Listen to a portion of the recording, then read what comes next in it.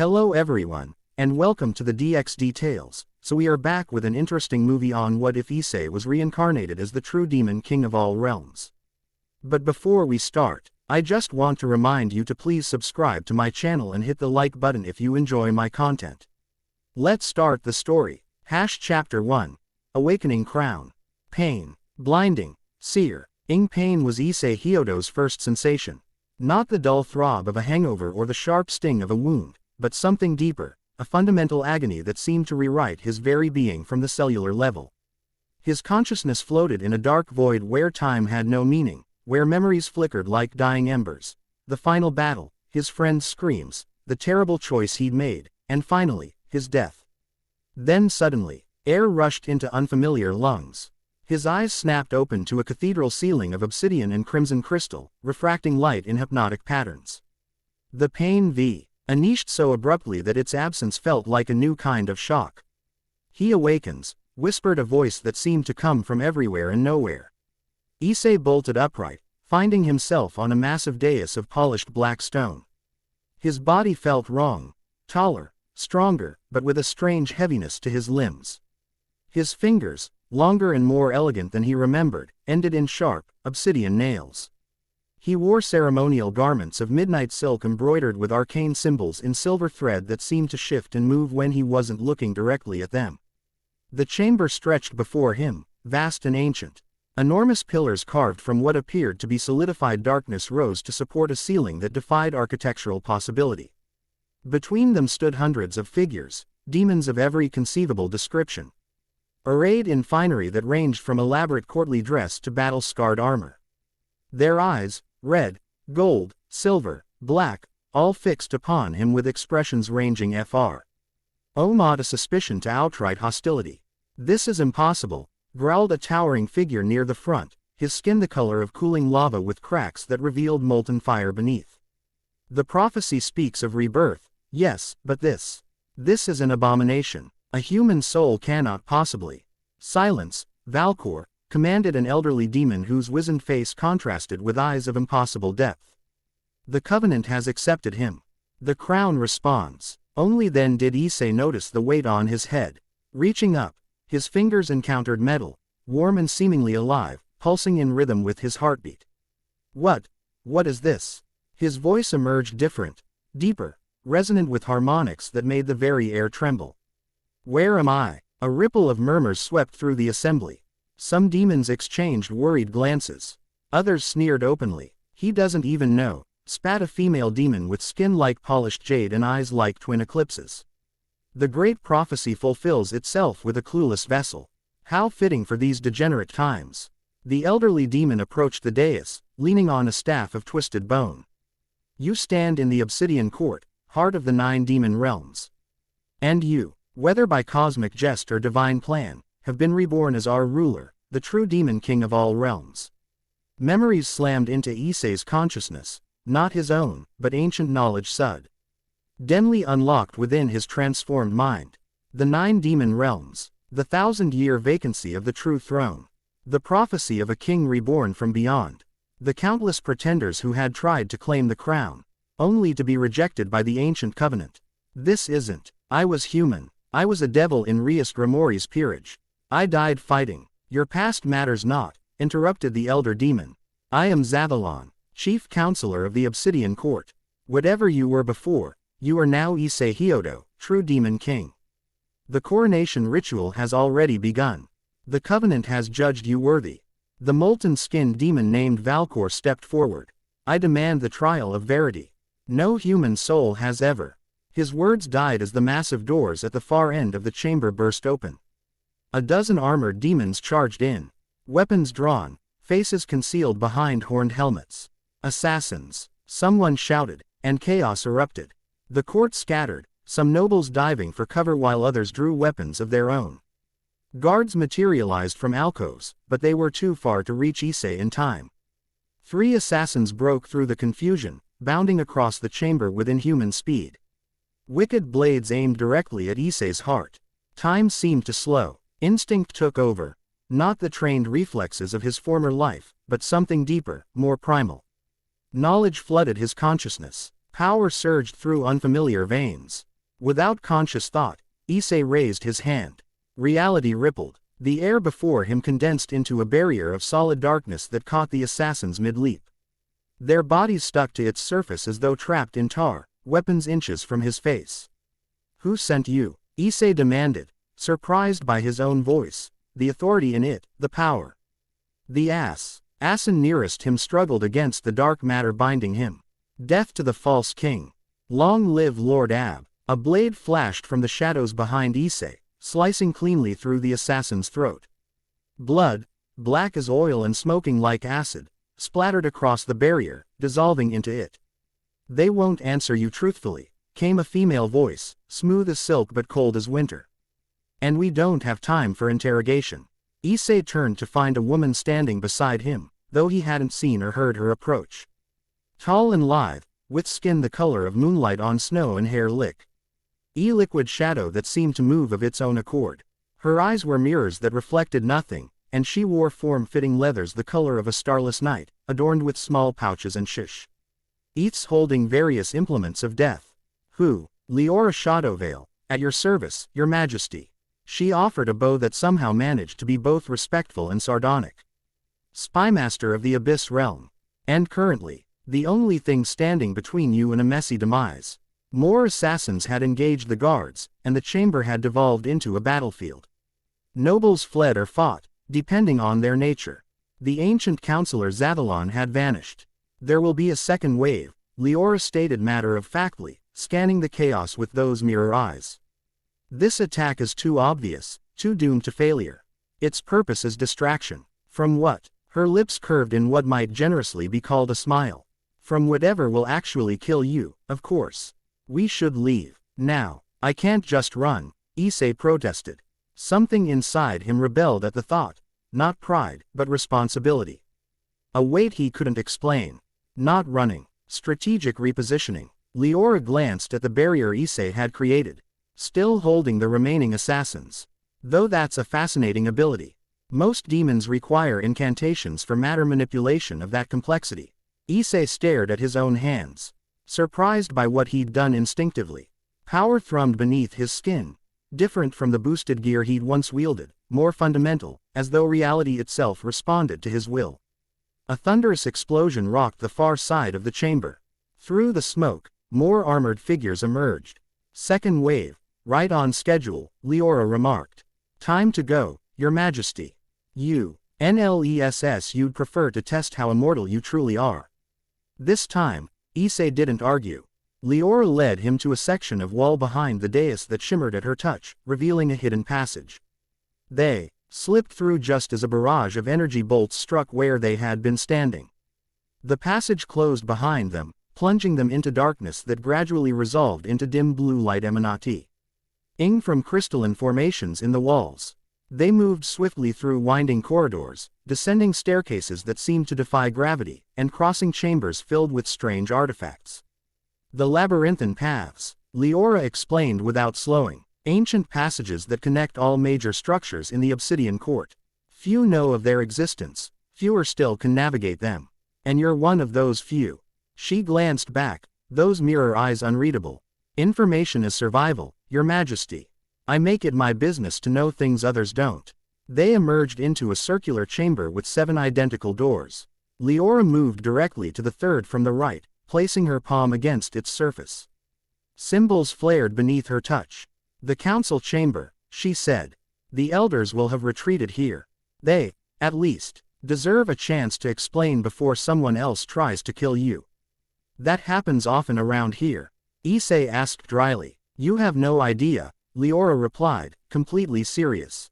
"Demon politics is a bloodsport even in peaceful times.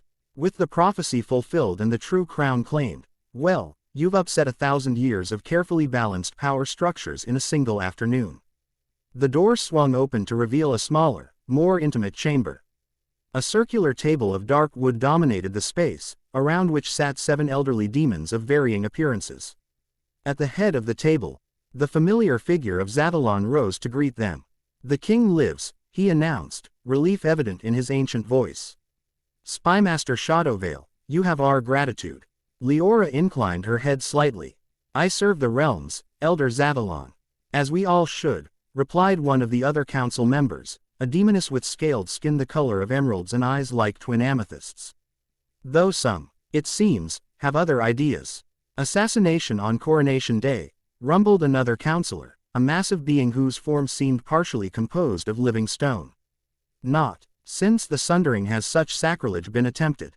Zavalon gestured for Issei to take the empty seat at the table's center, a throne-like chair of obsidian and crimson velvet. You must have questions, Your Majesty. Issei sank into the chair, feeling its contours adjust to his body. A few thousand, yes. Starting with why I'm here at all. The last thing I remember is dying, sacrificing MYS. Elf to stop the Chaos faction from collapsing the dimensional barriers. The council members exchanged significant glances. The prophecy speaks of rebirth, said the emerald-scaled demoness. Of a king who dies in one realm to be born anew in ours, carrying the wisdom of multiple existences. I am Councillor Morvith, introduced the stone-bodied demon. What you describe, this sacrifice, it allig. NS precisely with the first mark of the true king. He who freely gives his life for all realms shall be given dominion over them. I didn't die for dominion, Issei objected. I died to save my friends, my world. Precisely. Zavalon nodded approvingly. Had you sought power, the Covenant would have rejected you. The crown accepts only those who understand that true power exists to serve, not to rule. A new voice spoke from the shadows, sharp with disdain. Pretty words for a pretty puppet. All heads turned as a figure stepped from a darkened alcove. Tall and regal, she moved with the fluid grace of a predator. Her skin was the deep red of freshly spilled blood, her eyes solid black from corner to corner. She wore armor of some bone-like material, polished to a mirror shine and etched with glyphs that glowed with inner fire. Her hair, the color of midnight, was elaborately braided and adorned with small tokens that Issei somehow knew represented battles won and enemies destroyed. Talia Bloodmoon, Zavalon acknowledged, his tone carefully neutral. The council did not summon you. The council does not command the Bloodmoon clan, she replied coldly. We have served the true throne for 9,000 years, since before your ancestors crawled from the primordial pits. Her obsidian gaze fixed on Issei. I came to see this miracle for myself. This human soul that presumes to wear our crown. The temperature in the room seemed to drop. Leora, who had been leaning against the wall, straightened almost imperceptibly, one hand drifting toward a blade at her hip. I didn't ask for this, Issei said quietly. I don't even understand what this is, entirely. And that, Talia replied, is precisely the problem. She stepped closer, her presence filling the chamber with an almost physical pressure. The 9 realms stand on the brink of war. The celestial spheres gather their armies. The dragon factions circle like vultures. The old alliances crumble, and our salvation is a confused child who doesn't know which end of the crown to wear. One of the councillors, a wispy being who seemed partially composed of smoke, hissed in outrage. Mind your tongue, Bloodmoon. You address the King Eternal. Talia's laugh was harsh. King, I see no king. I see a vessel filled with power it cannot comprehend, wearing a body it does not understand, thrust into a war it cannot win. Her gaze never left Issei. Tell me, Majesty, do you even know what the 9 realms are? Can you name the great houses? Do you understand the covenant that now binds your soul? Issei rose from the chair, meeting her stare for stare. Something inside him, perhaps the ancient knowledge transferred with his rebirth, perhaps something more instinctual, refused to be cowed. I know that respect is earned, not demanded, he said evenly. I know that questioning authority isn't treason, it's responsibility. And I know that someone just tried very hard to kill me, which suggests I matter more than you're implying. For a moment, silence reigned. Then, unexpectedly, Talia's lips curved into a small smile, not warm, but perhaps faintly approving. Perhaps there's a spine in there after all, she conceded. But sentiment will not save our realms, nor will ignorance disguised as humility. Then educate me, Issei challenged. If the situation is as dire as you claim, we're wasting time with these dominance displays. Zavalon cleared his throat. Her ladyship, while lacking certain diplomatic graces, is not wrong about the gravity of our situation. Your awakening comes at a pivotal moment in the history of all realms. The Covenant, Leora interjected, is what you should understand first. It's why assassination attempts will be problematic for you. Morvath nodded. The ancient magic that binds the king to the realms. It is both your greatest power and your heaviest burden.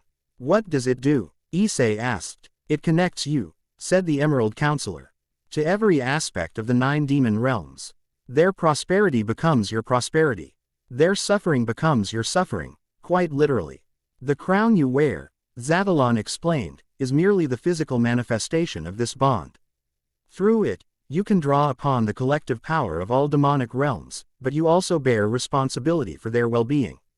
Talia's expression darkened. Tell him the cost, Zavalon. Tell him what happens when a realm suffers under its king's rule. The ancient counselor hesitated, then nodded gravely. When a realm suffers, through war, famine, plague, or misrule, the covenant extracts a price from the king's own essence. Physical pain, at minimum. In extreme cases, the king's very life force is drained to sustain the dying realm. The last true king, Leora added quietly, withered away to nothing during the blighted century. He sacrificed himself, piece by piece, to keep the realms alive through the great famine. Understanding dawned on Issei. So the crown chooses someone willing to sacrifice themselves, because that's literally what the job might require. Precisely, Zavalon confirmed. For 1,000 years, would-be rulers have sought the crown, power-hungry nobles, ambitious warlords, even well-meaning reformers. The covenant rejected them all. Until you, Talia said. A human soul, of all things. The question is, why? Before Issei could respond, a wave of dizziness washed over him. The chamber seemed to ripple like a reflection in disturbed water. Voices became distant, echoing strangely. Visions flashed his eyes, fragments of memory not his own, yet somehow familiar. A battlefield stretching to the horizon, littered with bodies both angelic and demonic. A throne room where a withered figure wasted away, sacrificing its essence to heal a blighted land. A council of hooded beings, their faces obscured, speaking words that reshaped reality itself. And darkness, a living darkness that consumed everything in its path, against which even godlike beings struggled in vain. Issei gasped, returning to himself to find Leora steadying him, her touch surprisingly gentle for one who had so casually slit an assassin's throat. The council members watched with expressions ranging from concern to calculation. The memories of the crown, Zavalon murmured. They come to all who wear it, though rarely so soon. What was that? Issei demanded, his head still pounding. Echoes, the Emerald Counselor supplied. Experiences of past kings, knowledge embedded in the covenant itself. They will come more frequently as you grow into your role. Assuming he lives long enough, Talia commented. The assassination attempt today was bold, but crude. The next will be more subtle. Which brings us to immediate concerns. Zavalon redirected. Your Majesty, the coronation was interrupted, but the legal transfer of power was completed the moment the crown accepted you. You are, for better or worse, the true king of all 9 demon realms. Billions of lives now depend on your decisions. The weight of those words settled on Issei like a physical burden. Billions of lives, entire realms, cosmic warfare. It was too much, too fast. Yet something inside him, perhaps the same quality that had led him to sacrifice himself in his previous life, refused to shrink from the responsibility. First things first, he said, gathering his thoughts. Who wants me dead, and why? Leora's mirror-like eyes gleamed with what might have been approval. Direct and practical. I like it. There are several possibilities. Zavalon began carefully. There are precisely 3, Talia interrupted impatiently. Lord Abaddon, who has styled himself regent of the 9 realms for the past century and clearly expected the crown to choose him. The celestial hierarchs, who fear any unification of demonic power. And the Void Collective, who oppose any order or structure in the multiverse. The Asses. Sins today mentioned Abaddon before they were silenced, Issei noted, glancing at Leora, who nodded confirmation. Abaddon is ambitious but not foolish, Morvath rumbled. An open assassination attempt bears the hallmarks of a frame. Not his true strategy. Leora pushed away from the wall she'd been leaning against. The Spymaster's network confirms unusual movement among Abaddon's forces, but nothing conclusive. More concerning are the disruptions along the celestial borders, the kind that precede major military operations. So we face threats both internal and external, Issei summarized.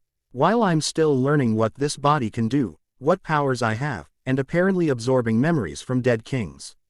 An accurate if undiplomatic assessment, Zavalon agreed. Talia strode to the center of the chamber. Pretty words and careful planning will not stabilize a throne. The demon houses respect strength and decisive action. If this king wishes to survive his first week, he must demonstrate both. What do you suggest, Lady Bloodmoon? Issei asked, surprising her with his direct address. Since you clearly have something in mind. Again, that faint glimmer of approval crossed her features. The great houses must be summoned. All 9 of them. They must see for themselves that the crown has chosen. They must hear from your own lips what your rule will mean for their interests. And then I must show them I'm more than just a figurehead for the council, Issei finished for her. Indeed, for the first time, she inclined her head slightly, not quite a bow, but an acknowledgement. The houses have grown used to autonomy in the absence of a true king. They will test your resolve, your wisdom, and your power. And if I fail these tests, then E9 realms will descend into civil war, she replied simply. And whatever external threats gather will find us conveniently weakened by internal strife. The council chamber fell silent as the gravity of the situation settled over them. Issei closed his eyes, trying to process everything he'd learned in the short time since his rebirth. His old life seemed distant now, like a dream half remembered upon waking. Yet the core of who he was remained. The determination, the willingness to fight for others, the refusal to abandon those who depended on him. We'll summon the houses, he decided, opening his eyes. But first, I need to understand this body, these powers. I won't face them unprepared. Zavalon nodded approvingly. Wise, Your Majesty. The royal chambers include training facilities designed for exactly this purpose. Quote, I'll need someone who won't hold back, Issei continued, looking directly at Talia. Someone who expects me to fail. The blood-red demoness raised an eyebrow. You wish me to train you? I who just questioned your very right to exist. Precisely because of that, Issei confirmed. You have no reason to flatter me or soften the truth. And from what I can sense, you're probably the most dangerous person in this room. Leora made a small, amused sound. Talia's eyes narrowed. You would trust your safety to one who openly doubts you. I'm not asking you to be my bodyguard. Issei replied. I'm asking you to be my teacher. Unless, of course, you're not up to the challenge. It was a calculated risk, but Issei had already noticed Talia's and her inability to resist a direct challenge. She stared at him for a long moment, then laughed, a rich, dangerous sound. Oh, I see it now, she said. The crown chose you for your audacity, if nothing else. She flexed fingers that ended in talon-like nails. Very well, Majesty. I shall teach you, and you will either emerge worthy of that crown, or broken beyond repair. In the meantime, Leora interjected smoothly. The Spymaster's network will investigate today's attack. We need to know who truly orchestrated it, and what they plan next. The council will prepare for the great convocation, Zavalon added. When the houses arrive, everything must be perfect. The slightest protocol breach could be interpreted as favoritism or insult. Issei nodded, then paused as another avenue of foreign memories washed over him, briefer this time, but no less intense. When they cleared, he found himself standing, though he didn't recall rising from his seat. Before all that, he said, his voice resonating with an authority that surprised even him, I have a decree to issue. The council members exchanged glances. So soon, Your Majesty? Zavalon asked cautiously. Immediately, Issei confirmed. Something inside him, perhaps the absorbed knowledge of the crown, perhaps his own intuition, told him this was necessary. The decree is this: from this day forward, any demon of any rank who takes the life of another demon outside of sanctioned combat or legal execution will forfeit their own life essence to heal the damage their violence causes to the realms. Stunned silence greeted his words. That would fundamentally alter the balance of power, Morvath said finally. Assassination and blood feuds have been cornerstones of demon politics for millennia. Exactly, Issei replied. And how has that worked out for the stability of the realms? Talia's expression had grown unreadable. You seek to change the very nature of demon society with your first decree. Quote, I seek to align incentives with outcomes, Issei corrected. The covenant binds me to the realms' well-being. Internal violence weakens the realms. Therefore, those who engage in it must bear the cost directly, rather than allowing it to fall on the population, or on me. Leora's mirror eyes gleamed. Clever, self-serving and altruistic simultaneously. It will be resisted, Zavalon warned. Let it be, Issei replied. Those who resist most strongly will reveal themselves as the ones who relied most heavily on violence as a political tool. He looked around the chamber. I'm not asking. This is my decree as king. See it implemented immediately. The council members rose and bowed, some deeply, others barely inclining their heads. Even Talia gave a stiff nod of acknowledgement before turning to leave. Meet me in the obsidian arena when you've rested, Majesty, she said over her shoulder. We'll see what that body of yours can do, and what it can endure. As the chamber emptied, only Leora remained, studying Issei with those unreadable mirror eyes. Interesting opening move, she commented. You've made powerful enemies in your first hour of rule. I had those already, Issei replied. At least now they know I won't be a passive target. A slow smile spread across Leora's face, the first genuine expression he'd seen from her. Perhaps the crown chose better than anyone realized. She moved toward the door, then paused. A word of advice, if I may. Trust no one completely. Not the council, not Lady Bloodmoon. Her smile turned enigmatic. Not even me. With that, she slipped into the shadows of the corridor and was gone, leaving Issei alone with the weight of a crown he never sought and the fate of billions he'd never met. In the silence that followed, he raised a hand before him, concentrating on the power he'd instinctively called forth during the assassination attempt. Darkness gathered between his fingers, solidifying into shapes that responded to his will. Raw potential, waiting to be formed. What have I gotten myself into? He whispered. The crown on his head pulsed once, as though in answer, and another fragment of memory flickered through. His mind. Not of battle or politics this time, but of creation. Of a king whose will shaped mountains and seas, whose voice called life from nothingness. Issei Hyodo, once human, once devil, now true demon king. Closed his eyes and began to plan his next move in a game whose rules he was only beginning to understand. Pain woke him again, different this time.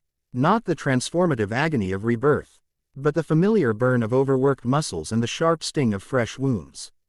Issei opened his eyes to find himself in a massive bedchamber.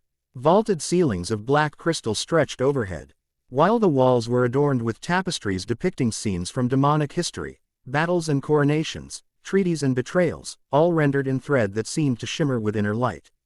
He lay on a bed large enough for 10, draped in silks the color of blood and midnight. Beside it stood a figure he recognized, Leora Shadowveil, examining a dagger with critical interest. You lasted longer than I expected, she commented without looking up. 4 hours against Lady Bloodmoon is something of a record for a novice.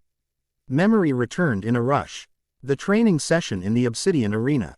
Talia's relentless attacks, forcing him to discover his abilities under the most extreme pressure.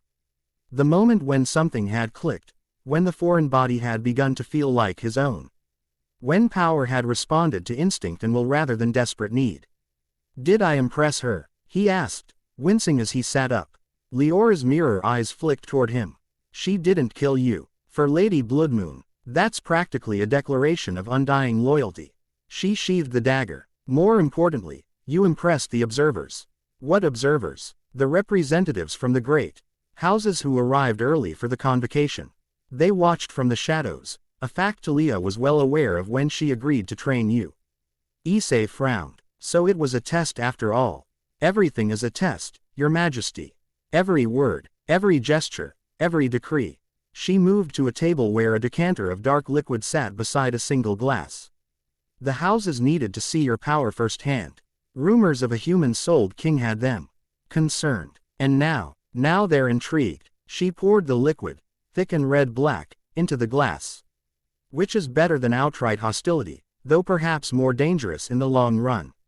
Curious predators study their prey more carefully than angry ones. She brought the glass to him. The liquid inside smelled faintly metallic, with undertones of something rich and spicy. Essence of the abyss, she explained. A delicacy and a powerful restorative. It will help your body heal before the convocation. Issei accepted the glass cautiously. Is it blood? That enigmatic smile again. In the same way that diamonds are coal. Technically accurate but missing the point entirely. She gestured for him to drink. The abyss realm produces many, unique substances. This one happens to accelerate a demon's natural healing abilities tenfold. The liquid tasted unlike anything Issei had experienced, like drinking liquid fire that somehow didn't burn.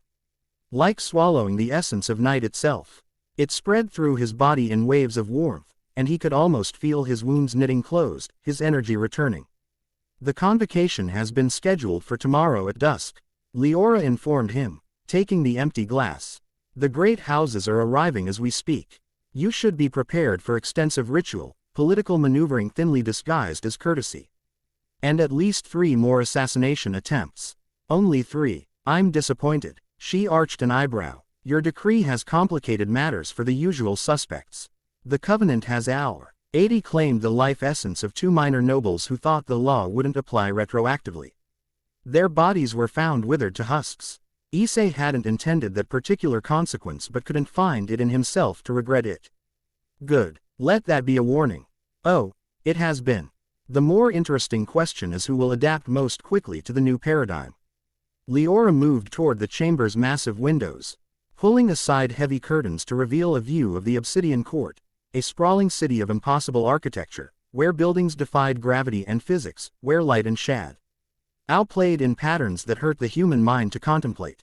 Beautiful, isn't it? She asked quietly. In its terrible way. It's overwhelming, Issei admitted, joining her at the window. From this height, he could see for miles, the city spreading out below, and beyond it, landscapes that shifted from obsidian forests to crystalline deserts to seas of what appeared to be liquid darkness. Is this all one realm? This is the Obsidian Court, the central realm where the 9 intersect. Each of those territories you see in the distance is a gateway to one of the other realms. She pointed to a distant mountain range that seemed to be made of living flame. The Forgolands, realm of creation and industry. Her finger shifted to a dense, shadowy forest. The Verdant Expanse, realm of growth and transformation. Then to what appeared to be a massive whirlpool of darkness. The Whispering Depths, realm of knowledge and secrets. And the other 6, visible from other towers of the palace. The 9 realms form a perfect circle around the Obsidian Court, each connected to the others through portals and passages. Issei tried to absorb the scale of what he now supposedly ruled. And all of this responds to the crown. To me, the realm responds to the king, and the king to the realm. That is the Covenant. Leora turned from the window. Which is why you need to understand why. Our new abilities before the convocation. Talia's training showed you combat applications, but there is more. Much more. She led him to the center of the chamber where an ornate circle was inlaid and the floor. Metals and crystals arranged in patterns of mind-bending complexity. This is a focus mandala, she explained. It helps newly crowned monarchs connect more fully with the Covenant. Place yourself at the center. Issei did as instructed, feeling a subtle vibration through the soles of his feet as he stepped onto the mandala. Leora remained at the edge, watching closely. Close your eyes, she directed. Feel the connection to the realms. Not just the power, but the responsibility. The crown doesn't merely grant authority, it binds you to the consequences of your rule. Issei closed his eyes, focusing inward. At first, he felt nothing but the lingering soreness from his training session. Then, gradually, he became aware of something. A vast network of connections, stretching out from him in all directions. Billions of tiny threads, each leading to a different life within the realms. And along those threads flowed everything. Joy and sorrow, hope and despair, birth and death and all that came between. The collective experience of every demon under his rule pulsed through the network, feeding into the crown, into him. I can feel them, he whispered, awestruck. All of them. The Covenant connects you to every living being in the 9 realms, Leora confirmed. Most kings use this connection only to draw power. The wisest use it to understand. Experimentally. Issei focused on a single thread in the vast network, following it to its source. Suddenly, he was experiencing fragments of another consciousness. A demon artisan in the Forgolands, crafting a blade of impossibly complex design. Pride in their work mingling with worry about rising material costs. He shifted focus to another thread. A young demon in the verdant expanse, training in transformation magic. Struggling to master a difficult technique while facing the derision of their peers. Another, a demon general at a border outpost, watching the celestial forces gathering beyond the barrier. Calculating odds and planning defenses with grim determination. Overwhelmed, Issei pulled back to a broader awareness. In this state, he could sense the overall condition of each realm, their health or sickness. Their abundance or need. Some thrived, while others struggled with resources, with unrest, with external threats. The throne has been empty too long, he murmured, opening his eyes. Some realms are barely surviving. Leora nodded, unsurprised. The Regent Council maintained basic functions, but they lacked the power of a true king to channel resources where needed most. Political considerations outweighed practical ones. Show me how to help them, Issei said, decision made. Before the convocation, I want to demonstrate that my rule means more than just decrees and politics. Something flickered in Leora's mirror eyes. Surprise, perhaps, or evaluation. That would be unprecedented for a newly crowned king. Traditionally, the first 100 days are spent in ritual observances and diplomatic meetings. I'm not a traditional king, Issei replied simply. These people need help now, not after I've finished shaking hands with nobles. A slow smile spread across Leora's face. No, you're certainly not traditional. She stepped onto the mandala, joining him at its center. Very well. Focus on the crimson battlefields, the realm most directly threatened by the celestial buildup. Feel the needs there. Quote. Issei closed his eyes again, directing his awareness toward the realm she'd named. Immediately, he sensed the strain, resources stretched thin, defenses undermanned. Morale flagging under constant threat of invasion. I feel it. They need reinforcements, supplies. More than that, Leora corrected.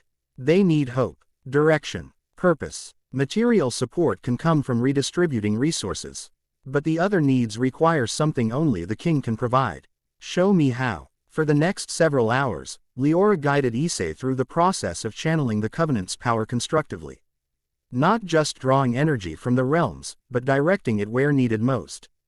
Not just sensing problems, but implementing solutions. It was exhausting work, wearing concentration beyond anything he'd experienced in his previous life. By the time they finished, Issei was drenched in sweat, his newly healed muscles aching again from the strain of channeling so much power with so little experience. Enough, Leora said finally, steadying him as he swayed on his feet. You've done more in one day than most kings accomplish in their first year. Is it enough? Issei asked, leaning against her more heavily than he'd intended. Will they feel the difference? They already do, she assured him. The Covenant works instantly. Supplies have materialized in the crimson battlefields. Healing energies flow through the verdant expanse.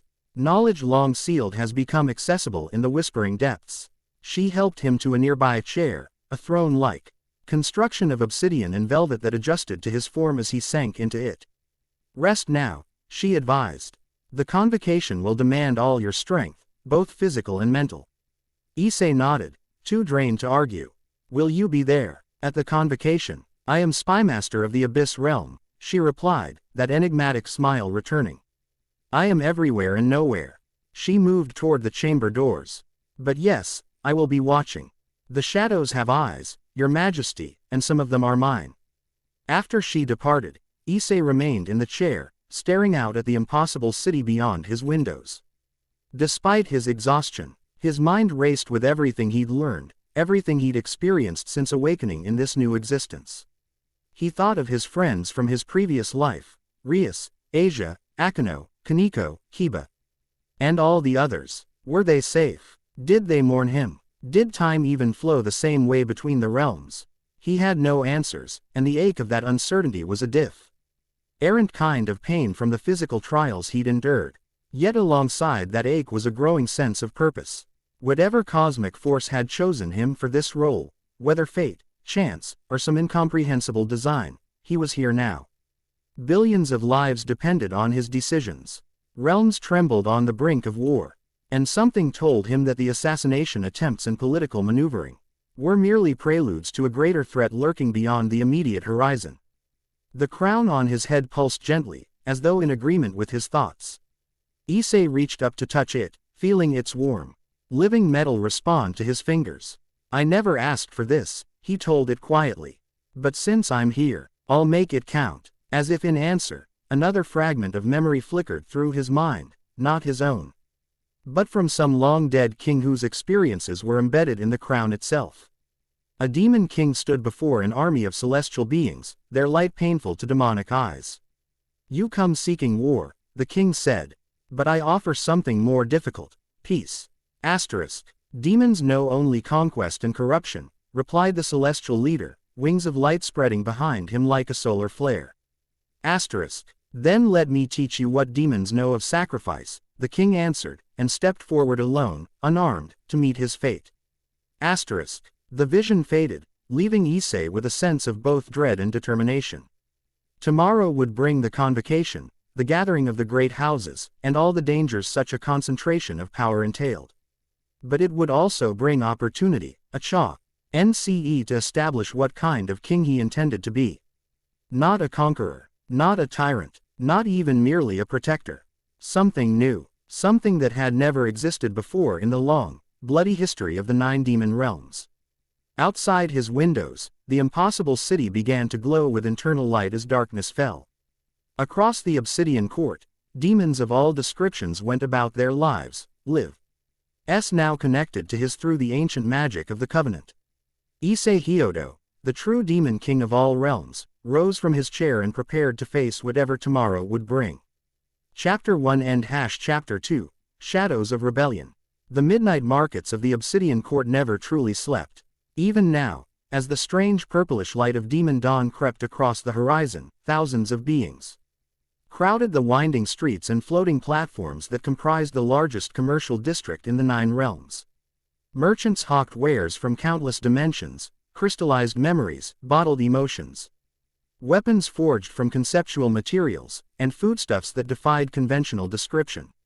Issei moved through this chaos in careful anonymity, his features obscured by a hooded cloak of shifting shadows provided by Leora.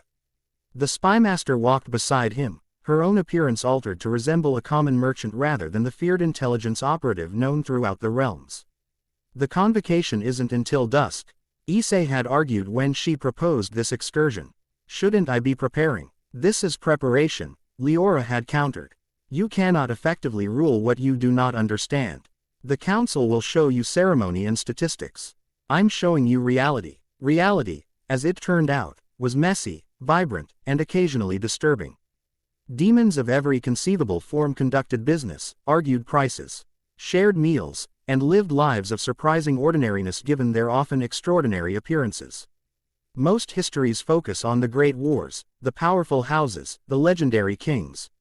Leora murmured as they navigated a particularly crowded intersection.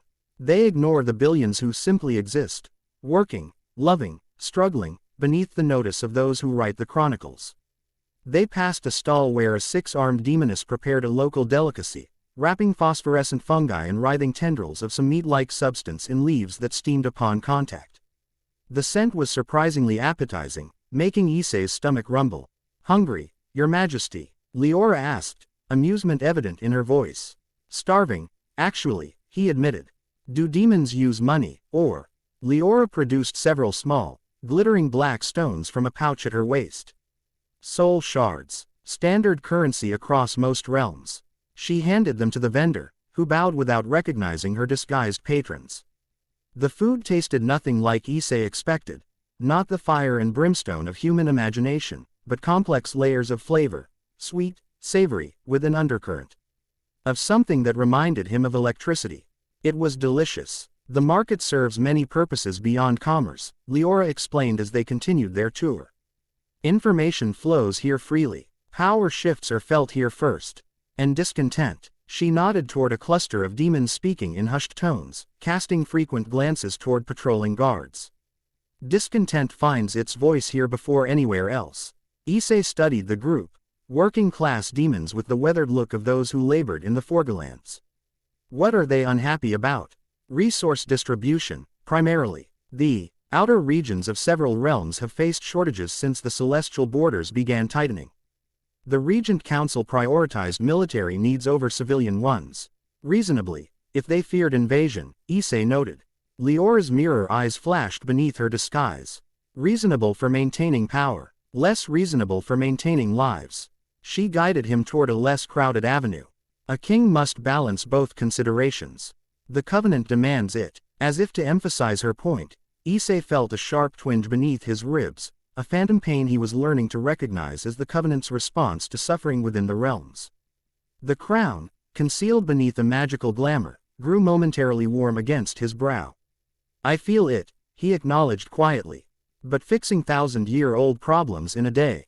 A deafening explosion cut him off, the shock wave knocking them both sideways. Screams erupted from a nearby square as demons fled in panic. Without discussion, Issei and Leora ran toward the source. The square was in chaos. A swirling vortex of multicolored energy had appeared in its center, expanding rapidly and pulling in nearby objects, market stalls, merchandise, and in one horrifying instance, a small demon child torn from its parent's grasp. What is that thing? Issei demanded, instinctively reaching for the power that had become second nature in the days since his rebirth. Dimensional rupture, Leora assessed quickly, but localized, artificial, not a natural phenomenon. Before Issei could respond, a figure burst from the crowd, a female demon with skin the iridesque and blue-green of beetle shells and hair that seemed to consist of flowing copper wire.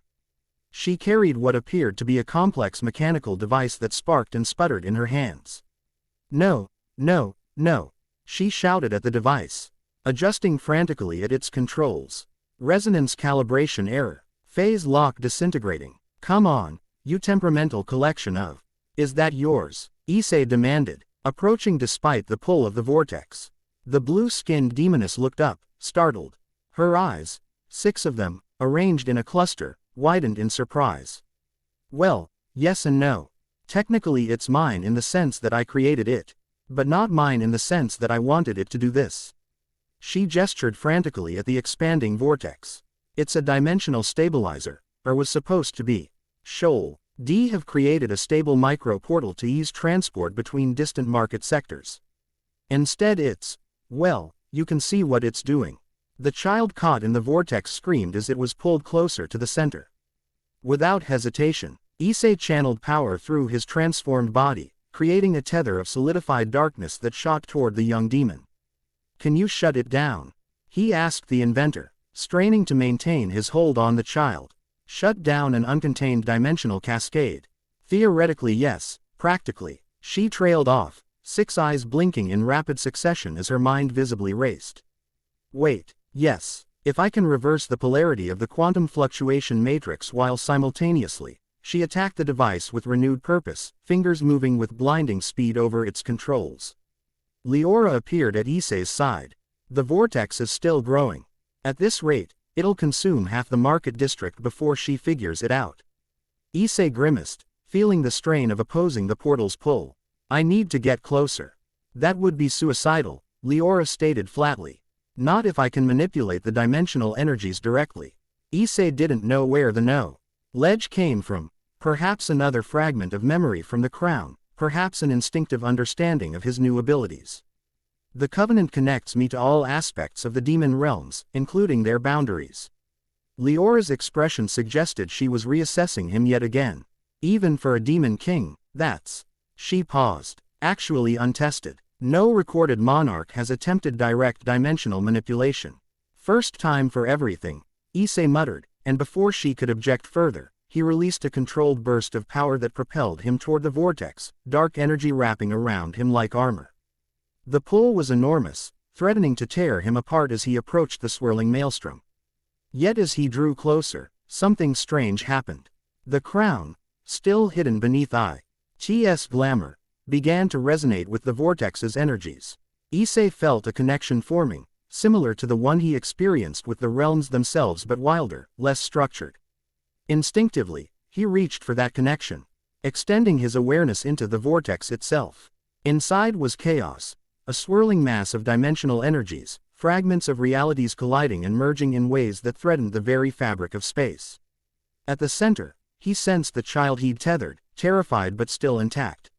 Focusing on that small life, Issei extended his will through the crown's power. Return what doesn't belong, restore what was damaged, rebalance what was disrupted. The vortex's pull intensified momentarily, nearly overwhelming him, then suddenly reversed. Objects, debris, and finally the child were expelled from the portal as it began to contract. Issei maintained his focus, guiding the energies back toward their source, the device still clutched in the blue-skinned demoness's hands. With a final flash and a thunderclap of displacing air, the vortex collapsed completely. The sudden silence was deafening. Issei stood in the center of the devastated square, darkness still swirling around him like a living cape.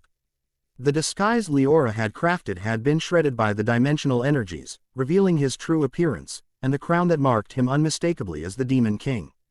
A murmur ran through the gathered crowd. Demons began to kneel, some in awe, others in fear. The blue-skinned inventor remained frozen, 6 eyes wide, the now dormant device clutched to her chest. You're, she stammered. Someone who would appreciate an explanation, Issei finished for her, banishing the darkness with a thought and approaching her. Starting with who you are and W. Had exactly that device was supposed to do. She swallowed visibly, then straightened her posture. Vasara Ironheart, Artificer 3rd rank, specializing in trans-dimensional applications of taumature. Jickle Engineering with a focus on practical commercial implementations of theoretical. The short version, Leora interrupted, appearing beside Issei with her own disguise similarly dispelled. Right, sorry, I talk when I'm nervous. And meeting the literal king while my invention nearly destroys the market district is definitely nervous-making.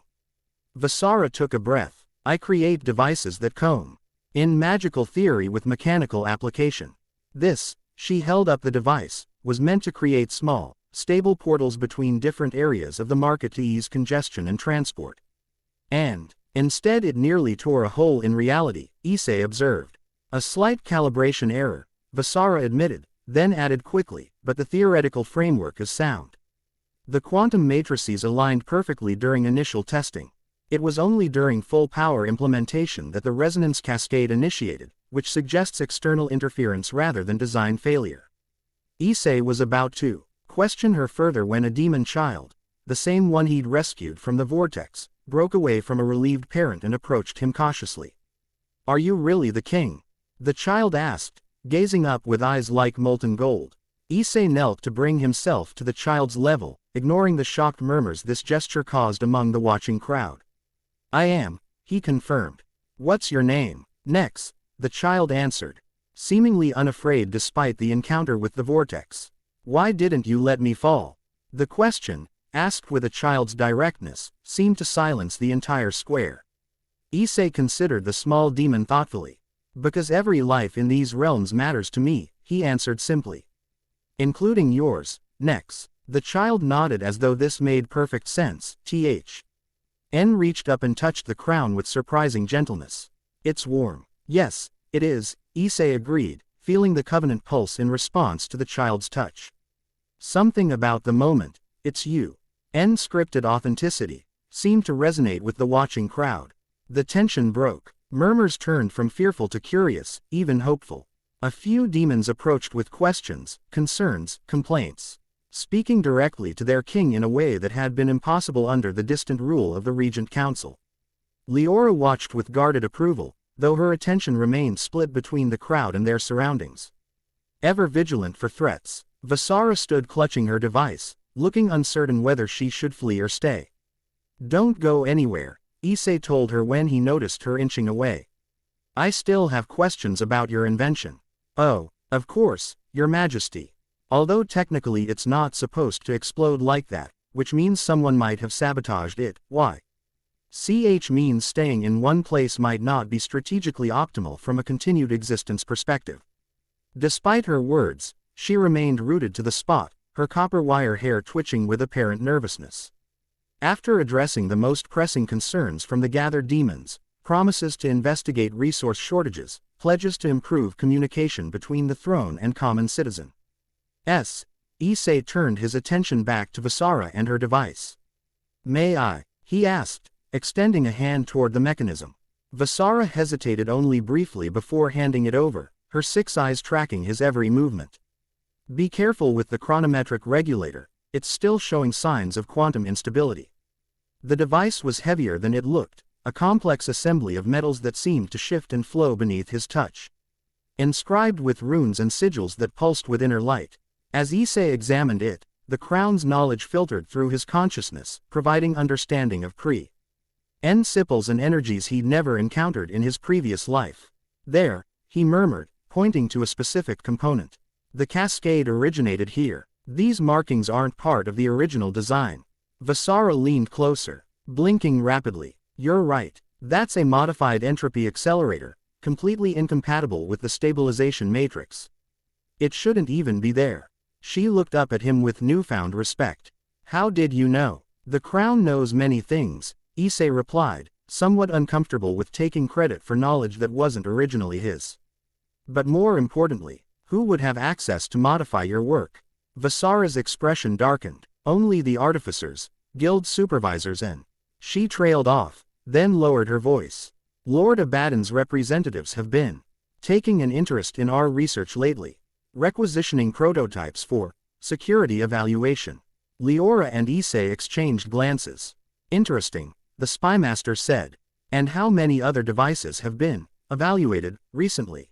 Dozens, Vasara admitted, primarily those dealing with dimensional boundaries, transportation, and communication. Anything that could theoretically be weaponized or, her 6 eyes widened with sudden understanding, are used to create chaos in public spaces. Like a malfunction that endangers civilians in a crowded market, Issei concluded. Creating fear, uncertainty, and doubt about public safety just as a new king takes the throne. Leora's mirror eyes narrowed, a calculated move to undermine confidence in the transition of power. Subtle enough to maintain plausible deniability while sowing the seeds of unrest. But why target my device specifically? Vasara wondered. It wasn't even officially registered with the guild yet, just a prototype I was testing independently. Someone is watching you, Leora stated flatly. Someone who knows your work and its potential. The artificer's copper wire hair writhed in apparent distress. That's unsettling. Issei handed the device back to her. Can you determine who modified it? Possibly, with the right equipment and analysis techniques. I have a workshop in the lower Forgolands where I could. No, Leora interrupted. If you're under observation, returning to known locations would be unwise. Issei considered for a moment. The royal laboratories in the palace should have what you need, and they're considerably more secure. Vasara's 6 eyes blinked in rapid succession. The royal laboratories, but those are reserved for artificers of the first rank and royal appointees. I'm just a 3rd rank with unconventional theoretical approaches that the guild council considers disruptively impractical and unnecessarily innovative. Their words, not mine. Consider yourself a royal appointee, Issei decided. Your unconventional approaches nearly created a stable commercial transport system. That's exactly the kind of thinking we need. The artificer stared at him as though he'd grown a second head. You're offering me access to the royal laboratories because my invention almost destroyed the market district. I'm offering you access because someone powerful enough to sabotage your work without detection is worried about what you might create, Issei clarified. That makes you interesting to me. A slow, disbelieving smile spread across Vasara's face, illuminating her features with genuine joy. I accept. I mean, yes, Your Majesty. I am honored beyond articulation, which is saying something considering my typical verbal output. Leora cleared her throat. As fascinating as this is, we should relocate. Your presence has been revealed, and we've lingered too long in one place. She was right. The crowd had grown considerably, word spreading rapidly that the Demon King himself walked among them. While most seemed merely curious or hopeful, Issei noted a few watching with calculation or outright hostility. We'll escort Artificer Ironheart to the palace, Issei decided. Then continue as planned. Leora nodded, then gestured subtly toward the rooftops surrounding the square. Issei followed her indication and spotted several shadows moving. With too much purpose to be casual observers. Company? He asked quietly. Almost certainly, she confirmed. Though whether observation or assassination remains to be seen. Assassination, Visara squeaked, clutching her device tighter. Perhaps I should reconsider the honor of royal appointment if it comes with elevated risk of violent termination. Too late, Leora informed her dryly. You're already associated with His Majesty publicly. Your risk profile has permanently changed. Oh, well, that's terrifying. Issei placed a reassuring hand on the artificer's shoulder. You'll be safer at the palace than anywhere else in the 9 realms. Trust me. Something in his tone, or perhaps something conveyed through the touch of the Demon King, calmed Visara visibly. She nodded, squaring her shoulders. Right, palace, safety, research opportunities beyond my wildest aspirations. Focus on those parts, not the potential assassination. With Leora leading the way through side streets and hidden passages, they made their way toward the palace, trailed by shadows that never quite caught up but never fully disappeared either. Visara filled the journey with a steady stream of technical explanations about her work, most of which went over Issei's head despite the crown's knowledge, which is why the taumaturgical resonance patterns create a harmonic frequency that should, theoretically, allow for stable micro-portals without the typical energy requirements of full-scale dimensional gates, she concluded as they reached a hidden entrance to the palace grounds. Fascinating, Issei replied, having understood perhaps one word in 3. I'm sure the royal artificers will be eager to collaborate with you. Visara's expression turned wry, doubtful. The first ranks T.N. to view third ranks as barely above custodial staff in the hierarchy of intellectual contribution. Her copper wire hair twisted itself into agitated coils. But access to the equipment and archives alone will advance my research by decades. After ensuring Visara was safely installed in the royal laboratories, under the suspicious but obedient supervision of the chief artificer, Issei and Leora, continued to their original destination, the war room deep within the palace's secure heart. An interesting development, Leora commented as they descended a spiraling staircase that seemed to defy spatial logic. This artificer could be valuable, or a plant. You think she's working for Abaddon? Issei asked, surprised. I think assuming anyone isn't working for someone is naive, Leora replied. Her reaction to the sabotage seemed genuine, but that means little. The best agents believe their own cover stories. You're a very suspicious person, Spymaster. I prefer, professionally paranoid. It's kept me alive for 7 centuries. She paused at a massive door inscribed with sigils of warding and protection. We've arrived. Fair warning. The occupant of this room is challenging. The door opened to reveal a chamber dominated by a 3-dimensional tactical display. A perfect miniature replica of the 9 realms floating in the air, glowing with points of light and darkness representing forces, resources, and movements. Around it stood several military officers in the distinctive armor of the Royal Guard. But Issei's attention was immediately drawn to the figure manipulating the display, a tall, powerfully built female with scales the deep crimson of old blood covering portions of her otherwise humanoid body. Her eyes were vertical slits of burning gold, and when she turned to face the newcomers, Issei noticed small horns protruding from her temples and a suggestion of wings folded tightly against her back. So, she said, voice resonant with both feminine musicality and a rumbling undertone that hinted at something inhuman, the rumors are true. A human soul sits upon the demon throne. Her gaze traveled over Issei with clinical assessment. How disappointingly ordinary you appear, despite the power you supposedly wield. The officers stiffened at her lack of deference, but Leora merely sighed. Your Majesty, may I present Maevia Draconis, Tactica, advisor to the Regent Council and commander of the Eastern Border Forces. Former tactical advisor, Maevia corrected sharply. As of this morning, I've been reassigned to serve as military liaison to the new king. The words carried enough bitterness to suggest this was a demotion rather than an honor. Issei approached the tactical display, studying the complex patterns of troop movements and border incursions. You command the forces facing the celestial borders, he observed. I did, Maevia confirmed, crossing arms corded with muscle beneath her scaled skin. Until your miraculous appearance threw the command structure into chaos and the Regent Council decided I would better serve explaining basic military strategy to a neophyte monarch. One of the officers inhaled sharply at this borderline insubordination. But Issei merely raised an eyebrow. I take it you disagree with this assignment, he said mildly. With all due respect, Your Majesty, Maevia replied in a tone. Suggesting respect was in limited supply. The celestial forces have been massing for months. My troops were prepared for their push across the eastern boundary. Now command has been transferred to Lord Abaddon's chosen general, a political appointee with half my experience and twice my family connections. She gestured to the display, where a concentration of golden light pressed against the border of the crimson battlefields. These are not tactical deployments. They are an invasion force. And while I waste time briefing you on matters you cannot possibly grasp quickly enough to make informed decisions, my soldiers prepare for battle under inadequate leadership. The room fell silent, tension thick enough to cut.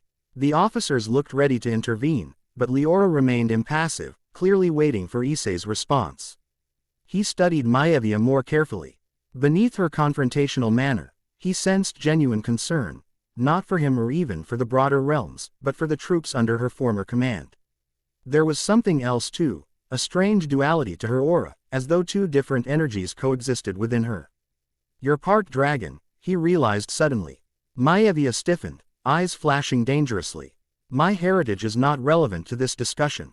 It explains your reassignment, Issei continued thoughtfully. Not your competence, but politics. Dragon-demon hybrids are rare, aren't they? And not universally trusted, despite, or perhaps because of, their abilities. Her expression remained stony, but a muscle twitched in her jaw. As I said, not relevant. Issei turned back to the tactical display. Show me what you were planning before your reassignment. The strategy you developed for the eastern border. After a moment's hesitation, Maevia approached the display. With precise, economical gestures, she manipulated the glowing representation, highlighting troop positions and movement patterns. The Celestials are predictable in their approach, she explained. Professionalism overriding her initial hostility. They value symmetry and overwhelming force applied simultaneously across a broad front. Their tactical doctrine hasn't evolved in 10,000 years because, frankly, it hasn't needed to. Superior numbers and the raw power of their divine essence have always been sufficient. She indicated specific points along the border. My strategy invo, LVED asymmetrical response, concentrated defense at their expected main thrust points, with rapid response strike teams positioned to exploit the inevitable gaps in their formation. Celestials expect head-on confrontation. They're psychologically unprepared for flanking maneuvers and guerrilla tactics. As she spoke, her passion for strategy became evident.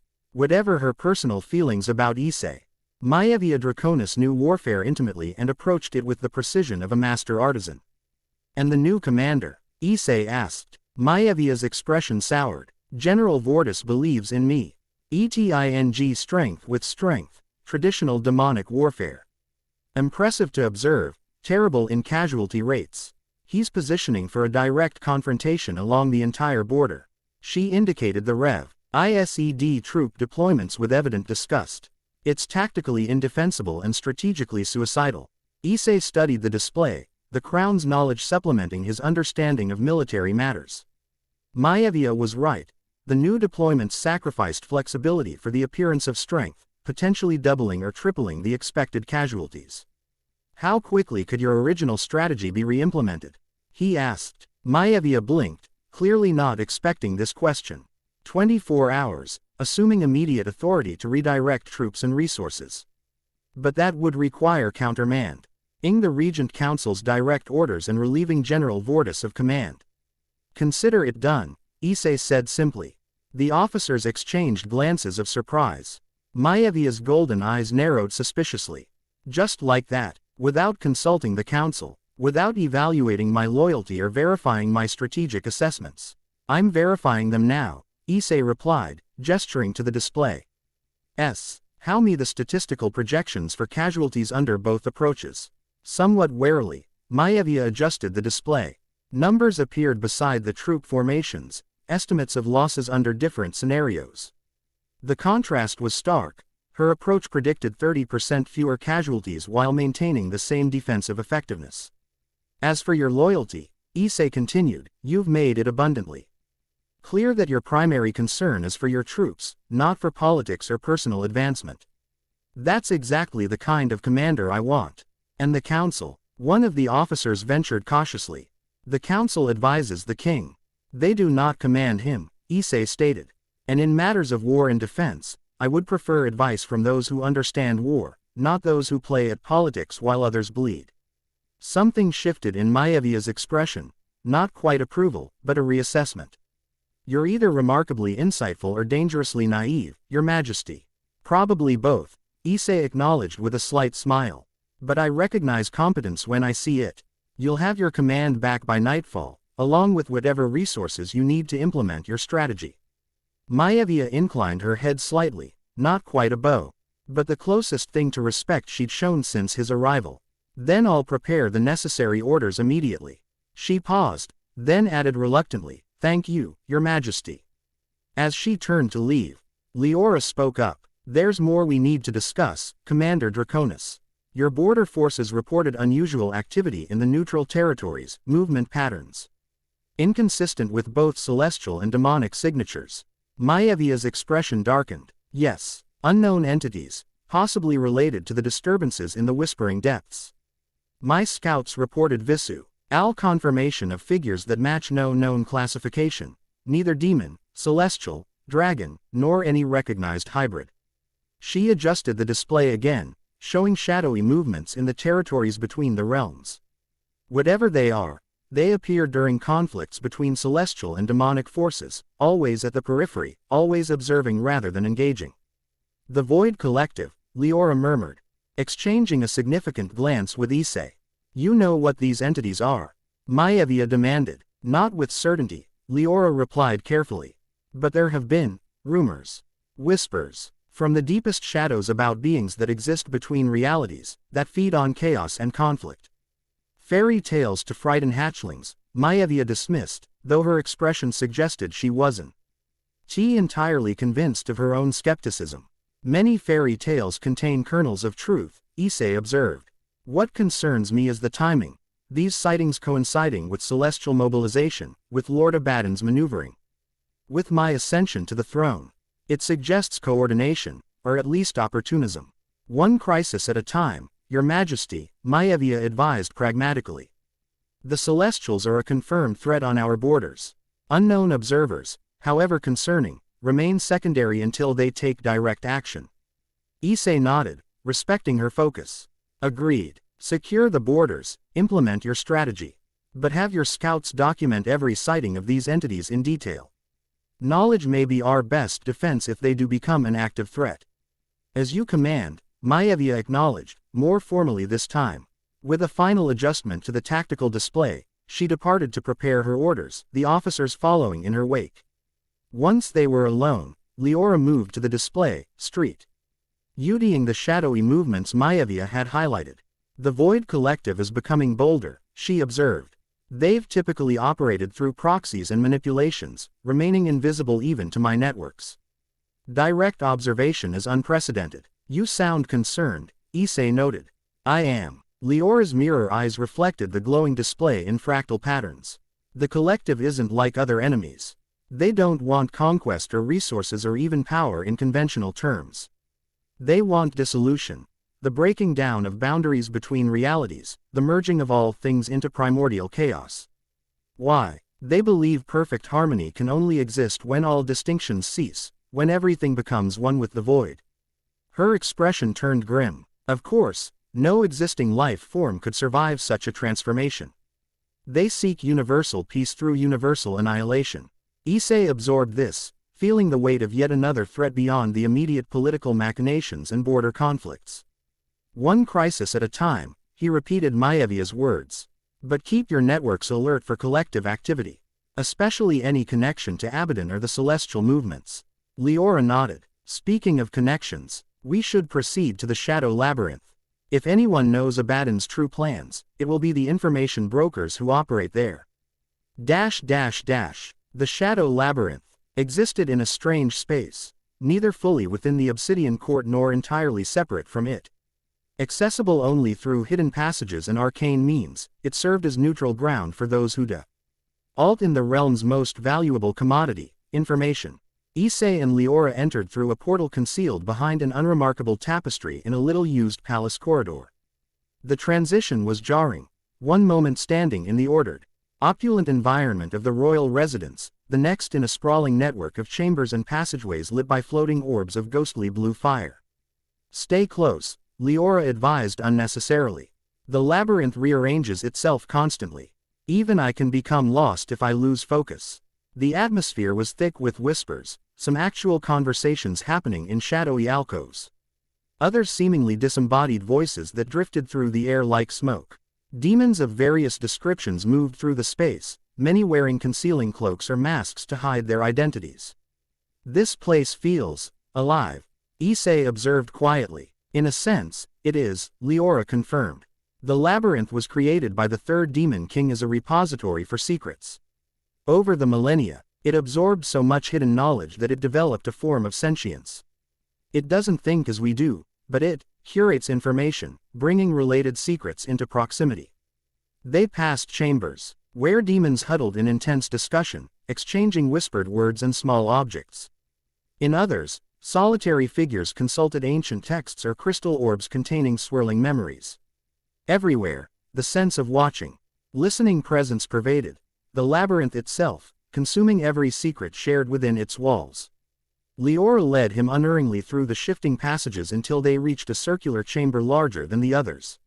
9 archways lined its perimeter, each opening onto darkness. In the center stood a simple stone table with 2 chairs. "The nexus," Leora explained, "where all paths of the labyrinth converge.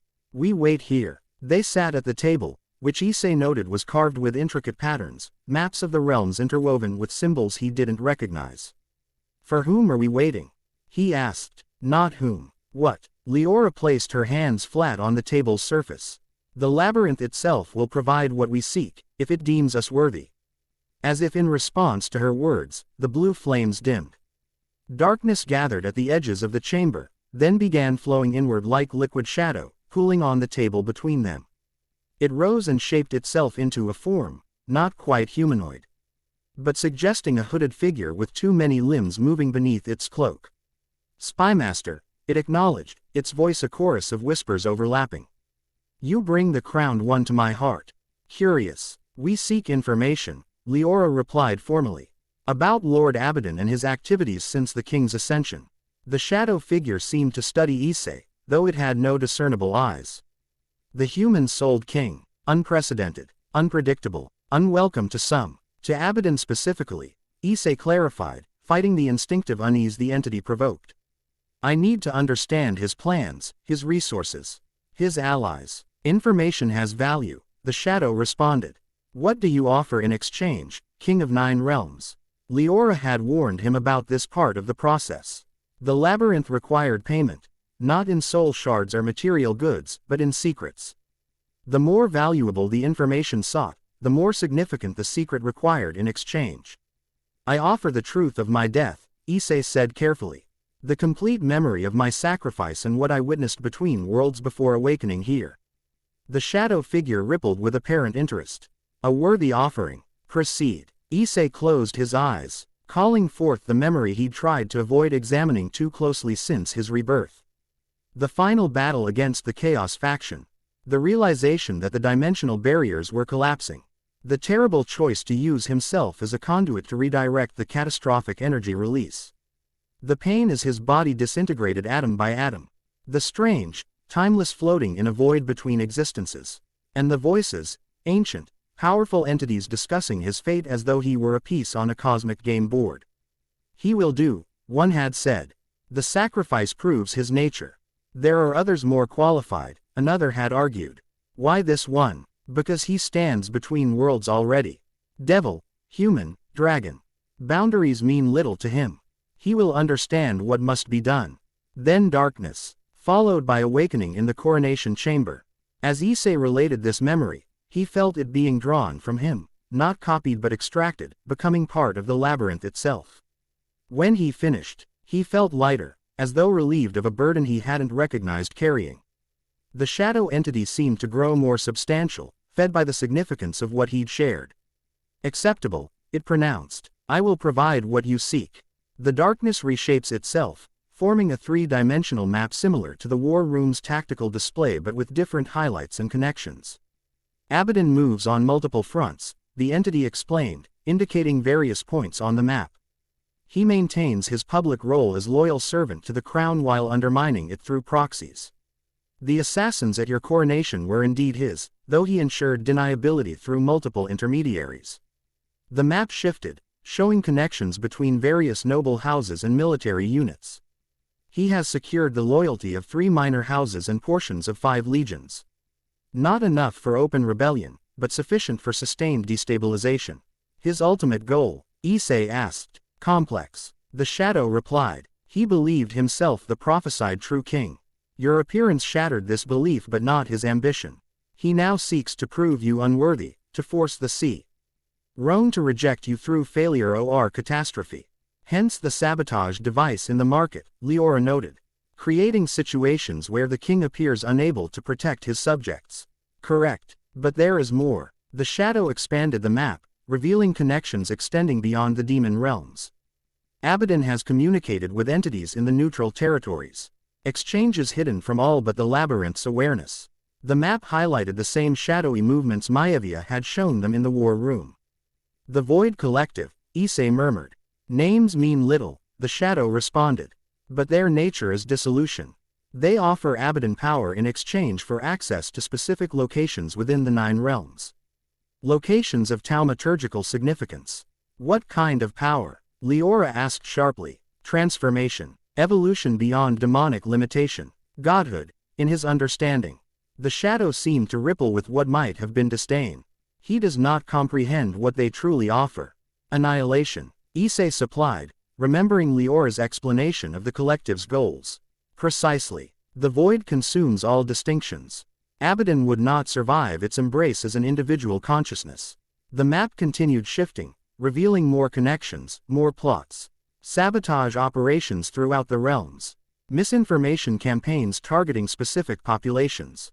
Strat. EGIC weakening of border defenses disguised as reinforcement.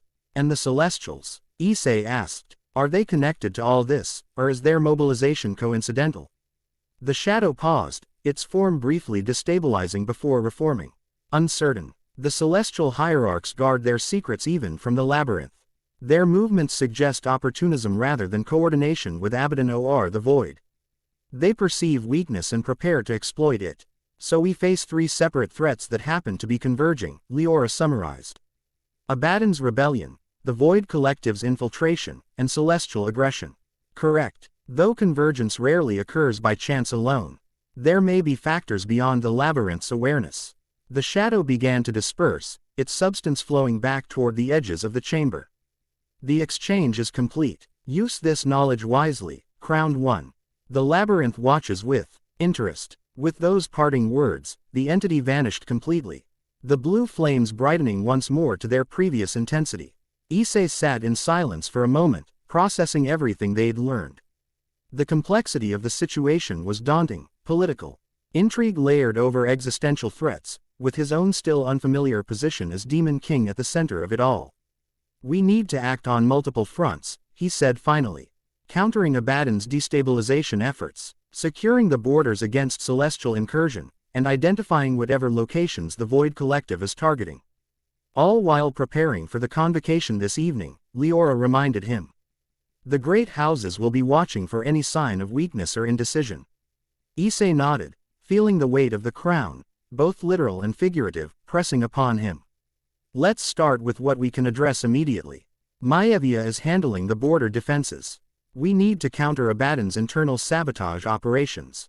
My networks can identify and neutralize his agents, given time, Leora offered. But some damage is already done. The food shortages in the outer districts, the safety concerns after incidents like today's market disaster, these create immediate suffering. At the Covenant will reflect back on you. As if to emphasize her point, Issei felt a twinge of pain beneath his ribs, the Covenant responding to the collective distress of affected populations. Then we address those concerns directly. He decided, not just as counter moves against Abaddon, but because it's the right thing to do. He rose from the table. How quickly can we return to the palace? I need to speak with the royal steward about resource allocation. Leora led him through a different exit from the Nexus, the labyrinth's passages seemingly cooperating with her intended route rather than shifting to confuse them. The labyrinth favors you, Issei observed as they moved swiftly through the twisting corridors. We have an understanding, Leora replied cryptically. I've fed it many valuable secrets over the centuries. In return, it allows me certain courtesies. They emerged from the labyrinth through a passage that opened directly into the royal steward's antechamber, startling the officious demon so badly that he dropped the inventory ledger he'd been consulting. Why, Your Majesty, he stammered, hastily bowing. We weren't expecting you until. This is an unscheduled visit, Steward Malthus. Leora interrupted smoothly. The king requires immediate information regarding resource allocation for the outer districts. Recovering his composure, the steward retrieved his ledger. Of course, though I should note that such matters are traditionally handled by the Resource Allocation Committee after quarterly review of. People are hungry now, Issei cut in. I need to know what supplies we have available immediately, what transport capacity exists, and what bureaucratic obstacles need to be overcome. The steward blinked rapidly, clearly unaccustomed to such direct inquiries. Well, Your Majesty, the palace reserves are substantial, enough to supply the entire Obsidian Court for 6 months in case of emergency. The outer districts, however, fall under different administrative. Show me the inventory, Issei requested, holding out his hand for the ledger. After a moment's hesitation, the steward surrendered the massive book. Issei flipped through it quickly, the crown's knowledge helping him interpret the complex accounting system used to track the realm's resources. What he found was both encouraging and infuriating. The reserves weren't merely substantial, they were excessive. Warehouses throughout the central districts contained enough supplies to feed the entire population of 3 realms for months, yet distribution to outer regions had been systematically reduced during the Regent Council's rule. This makes no sense, he muttered. Even accounting for military needs, there's more than enough to prevent any shortages. The previous distribution system prioritized political stability over equitable allocation, the steward explained carefully. Areas loyal to the Regent Council received preferential treatment, while those with historical independence were encouraged to become more compliant through controlled scarcity. You mean food was used as a political weapon, Issei translated bluntly. The steward didn't deny it. Resource management is a complex matter requiring delicate. I'm simplifying it, Issei interrupted. Effective immediately, palace reserves exceeding 2 months' supply will be distributed to the outer districts, prioritizing areas with the most severe shortages. Transport will utilize military logistics networks temporarily reassigned from non-essential operations. The steward's eyes widened. Your Majesty, the allocation committee would need to approve such a measure. This isn't a request for approval, Issei clarified. It's a royal decree. Implementation begins within the hour. But the nobles attending the convocation expect a traditional welcome feast with the finest. They'll receive appropriate hospitality, Issei assured him. But not at the expense of starving citizens. Adjust the menu if necessary. I doubt anyone will revolt over receiving slightly less extravagant refreshments. The steward looked ready to protest further but seemed to think better of it when he noticed Leora's warning glance. As you command, Your Majesty. I'll make the necessary arrangements immediately. Good. And Steward Malthus. Yes, Your Majesty. In the future, resource allocation will be based on need, not political expediency. Create a new system that reflects this priority and present it to me after the convocation. The steward bowed deeply. It will be done. As they left, the steward frantically issuing orders to his staff, Leora gave Issei an appraising look. That was decisive, she observed. And likely to be controversial among the traditional power structures. Let them be controversial, Issei replied. The covenant connects me to every being in these realms. I felt their hunger, their desperation. No political consideration justifies Hat suffering when the means to alleviate it sit unused in warehouses. Leora's expression remained neutral, but something in her mirror eyes suggested approval. A pragmatic perspective as well as a compassionate one. Hungry populations are vulnerable to manipulation, precisely what Abaddon has been exploiting. Addressing their needs directly undermines his efforts to turn them against you. That's secondary, Issei insisted. People shouldn't suffer needlessly, regardless of political advantage. An unusual perspective for a demon king, Leora noted with the faintest hint of a smile. How perhaps exactly what the prophecy intended in bringing a human soul to the throne. Before Issei could respond, a palace messenger approached at a rapid clip, bowing hastily. Your Majesty, our presence is requested in the diplomatic reception chamber. Representatives from the other realms have arrived early and are requesting audience before the formal convocation. Issei glanced at Leora, who nodded slightly. This was inevitable, she murmured. News of your actions today has spread quickly.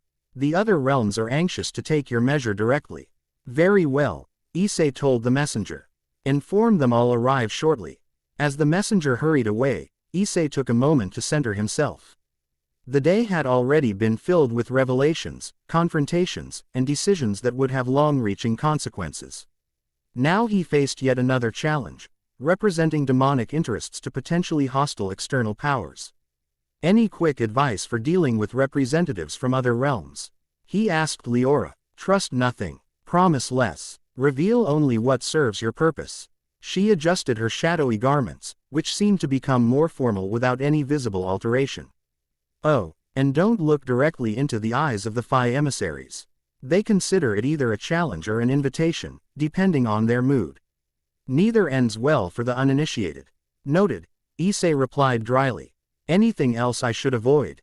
A comprehensive list would take several days to recite, Leora said with a hint of amusement. Perhaps focus on what you should do instead, listen more than speak. Consider implications before commitments, and remember that you represent not just yourself but all 9 demon realms. With that sobering reminder, they made their way to the diplomatic reception chamber, a vast, circular space with high ceilings and walls of polished obsidian that reflected light in mesmerizing patterns. A series of alcoves around the perimeter held seating arrangements suited to different physiologies, while the center remained open for formal interactions. As they entered, Issei became aware of multiple presences, beings of various origins and natures, each radiating different types of power. Some appeared humanoid, others manifestly not. All turned their attention to him immediately, their combined focus almost a physical pressure. A tall, slender being with skin like polished silver and eyes of liquid gold stepped forward first. Wings of crystalline light folded against its back gave away its celestial origins, though it wore formal diplomatie. Sea attire rather than the armor of its military counterparts. King Issei Hyodo, it greeted in a voice like distant bells. I am Raziel, observer for the celestial spheres. Your unexpected Scion has created considerable interest among the hierarchs. The celestial's tone managed to convey both perfect courtesy and subtle menace, an impressive diplomatic feat that Issei couldn't help but admire even as he recognized the implied threat. Observer Raziel, he acknowledged with a slight inclination of his head, not a bow, but a gesture of respect between equals. The celestial sphere's interest is noted, as are their recent military deployments along our shared borders. Raziel's golden eyes widened marginally, perhaps surprised by the directness. Merely precautionary measures, I assure you. Times of transition often invite opportunists. Indeed they do, Issei agreed pleasantly. Which is why I've personally restored Commander Draconis to her position overseeing our eastern defenses. Her exceptional tactical acumen will ensure that any opportunists receive appropriate responses. A ripple of reaction passed through the assembled representatives. Raziel's expression remained composed, but the crystalline wings twitched slightly. Commander Draconis has a certain reputation for unorthodox approaches, the Celestial observed carefully. Effectiveness often appears unorthodox to those expecting conventional responses, Issei replied. But perhaps we can discuss more constructive topics than military posturing. I understand there are trade agreements awaiting renewal between our realms. This pivot seemed to catch Raziel off guard. The Celestial inclined its head in acknowledgement. There are indeed several commercial treaties requiring attention. The previous administration was delayed in addressing them. I'd be interested in reviewing those agreements personally, Issei offered. Perhaps we can find mutually beneficial adjustments to reflect our current relationship rather than historical antagonisms. Before Raziel could respond, another figure moved forward, a massive, serpentine being with scales of midnight blue that seemed to contain swirling galaxies within their depths. When it spoke, its voice rumbled like distant thunder. The Dragon Council observes these proceedings with interest, it announced. I am Zyrathax, voice of the eternal flight. We note the restoration of Maevia Draconis to her command with particular attention. There was something in the dragon representative's tone when mentioning Maevia, a combination of disdain and unease that suggested complicated history. Commander Draconis has proven her value through results, not ancestry, Issei responded firmly. The demon crown recognizes merit wherever it manifests. Zyrathax's multifaceted eyes narrowed. A progressive stance, young king. Some might call it dangerously innovative. Others might call it simple pragmatism, Issei countered. These realms face threats that don't distinguish between bloodlines. Our response should be equally unburdened by outdated prejudices. The dragon representative made a sound that might have been an amusement or warning, the difference apparently subtle in draconic expression. We shall watch your reign with great interest, Issei Hyodo. The dragons have long memories and longer patience. Oath. Representatives stepped forward in turn. Emissaries from the Phi courts with their bewildering protocols and layered meanings, representatives from the various pantheons of gods with their thinly veiled condescension. Even a silent observer from the mysterious primordial council that predated most known civilizations. Each interaction presented its own diplomatic minefield, each representative probing for weakness or advantage in the new demon king. Issei navigated these exchanges carefully, guided by occasional subtle signals from Leora and the growing repository of knowledge from the crown itself. Throughout it all, he maintained a delicate balance, respectful but unbowed, receptive but not compromising, firm in defending demonic interests while open to genuine cooperation. It was exhausting, mentally and emotionally, but necessary groundwork for the complex relationships these realms would need to maintain under his rule. As the formal portion of the reception concluded and the representatives broke into smaller conversational groups, Leora appeared at Issei's side. Impressive performance, she murmured. Particularly your handling of the celestial observer. Raziel is no N for extracting unintended commitments from unwary diplomats. I had good guidance, Issei acknowledged, nodding toward her. And the crown seems to provide diplomatic insights along with everything else. The crown contains the accumulated experience of every previous monarch, Leora confirmed. Though how you access and apply that knowledge is uniquely yours. She gestured subtly toward a far alcove. You should be aware that you're being evaluated from multiple angles. The red-robed figure in the shadow of the eastern column hasn't taken their eyes off you since your arrival. Issei followed her indication without turning his head directly. In the alcove stood a slender figure in robes of deep crimson, features obscured by a cowl that seemed to absorb light rather than merely block it. Who is that? He asked quietly. Unknown, Leora replied, her tone suggesting this was both unusual and concerning. They arrived with the Phi delegation but do not bear Phi signatures. My nay, Twerk has no record matching their description or energy pattern. A void agent, possibly, or something else entirely. Her mirror eyes narrowed. I've assigned observers to monitor them throughout their stay. Caution suggests assuming hostile intent until proven otherwise. Before they could discuss further, a commotion near the chamber's entrance drew everyone's attention. A group of demons in the distinctive armor of the border patrol entered, moving with urgent purpose toward Issei. Their leader, a grizzled veteran with scarred features, bowed hastily. Your Majesty, forgive the interruption. Commander Draconis sent us with priority intelligence from the eastern border. The diplomatic representatives fell silent, all attention turning to this unexpected development. Report, Issei instructed, keeping his voice level despite the obvious tension. The celestial forces have begun withdrawing from their forward positions, the patrol leader stated. Large-scale movement began, and approximately 1 hour ago, a full tactical retreat to their interior defensive lines. A murmur ran through the assembled diplomats. Raziel, the celestial observer, appeared genuinely surprised. You're certain of this? Issei asked. Confirmed by multiple observation points and scrying arrays, the patrol leader affirmed. Commander Draconis believes it's in direct response to her reinstate meant and the strategic redeployment you authorized. Issei considered this information carefully. The Celestials recognized the change in our defensive posture and adjusted their approach accordingly, he observed. Deliberately loudly enough for the entire chamber to hear. It seems they were indeed being merely precautionary. All eyes turned to Raziel, who maintained impressive composure despite being diplomatically cornered. It appears our defensive readiness was misinterpreted, the Celestial allowed smoothly. I will, of course, convey this positive development to the hierarchs immediately. Please do, Issei responded with equal politeness. And perhaps mention that I remain open to discussing those trade agreements at their convenience. The subtle shift in the chamber's atmosphere was palpable. What had begun as a tense evaluation of a new and untested monarch had transformed into recognition, however reluctant, of effective leadership. The representatives from various realms regarded Issei with recalculated assessment, their original assumptions clearly being revised. Even the mysterious figure in red seemed to take greater interest, leaning forward slightly from their shadowed alcove.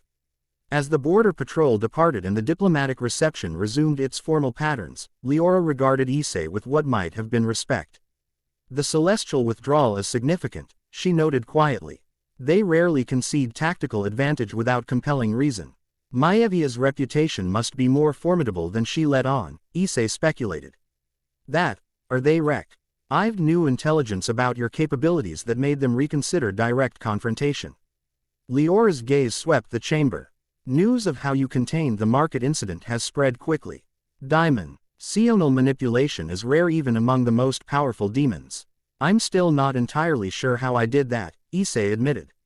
Which makes it more impressive to outside observers, Leora pointed out. Intuitive mastery suggests depths of power yet untapped. Their conversation was interrupted by the arrival of an elegantly dressed palace attendant. Your Majesty, the great houses have begun arriving for the convocation. The Regent Council requests your presence in the preparation chamber to review protocols for the ceremony. Issei nodded acknowledgement. I'll be there shortly. As the attendant departed, he turned to Leora. The formal version of demon politics awaits, it seems. Indeed. Her lips curved in a small smile. Though after today's developments, you enter from a position of surprising strength. Resource distribution to the outer districts is already underway, the celestial threat has temporarily receded, and you've made a favorable impression on the diplomatic corps.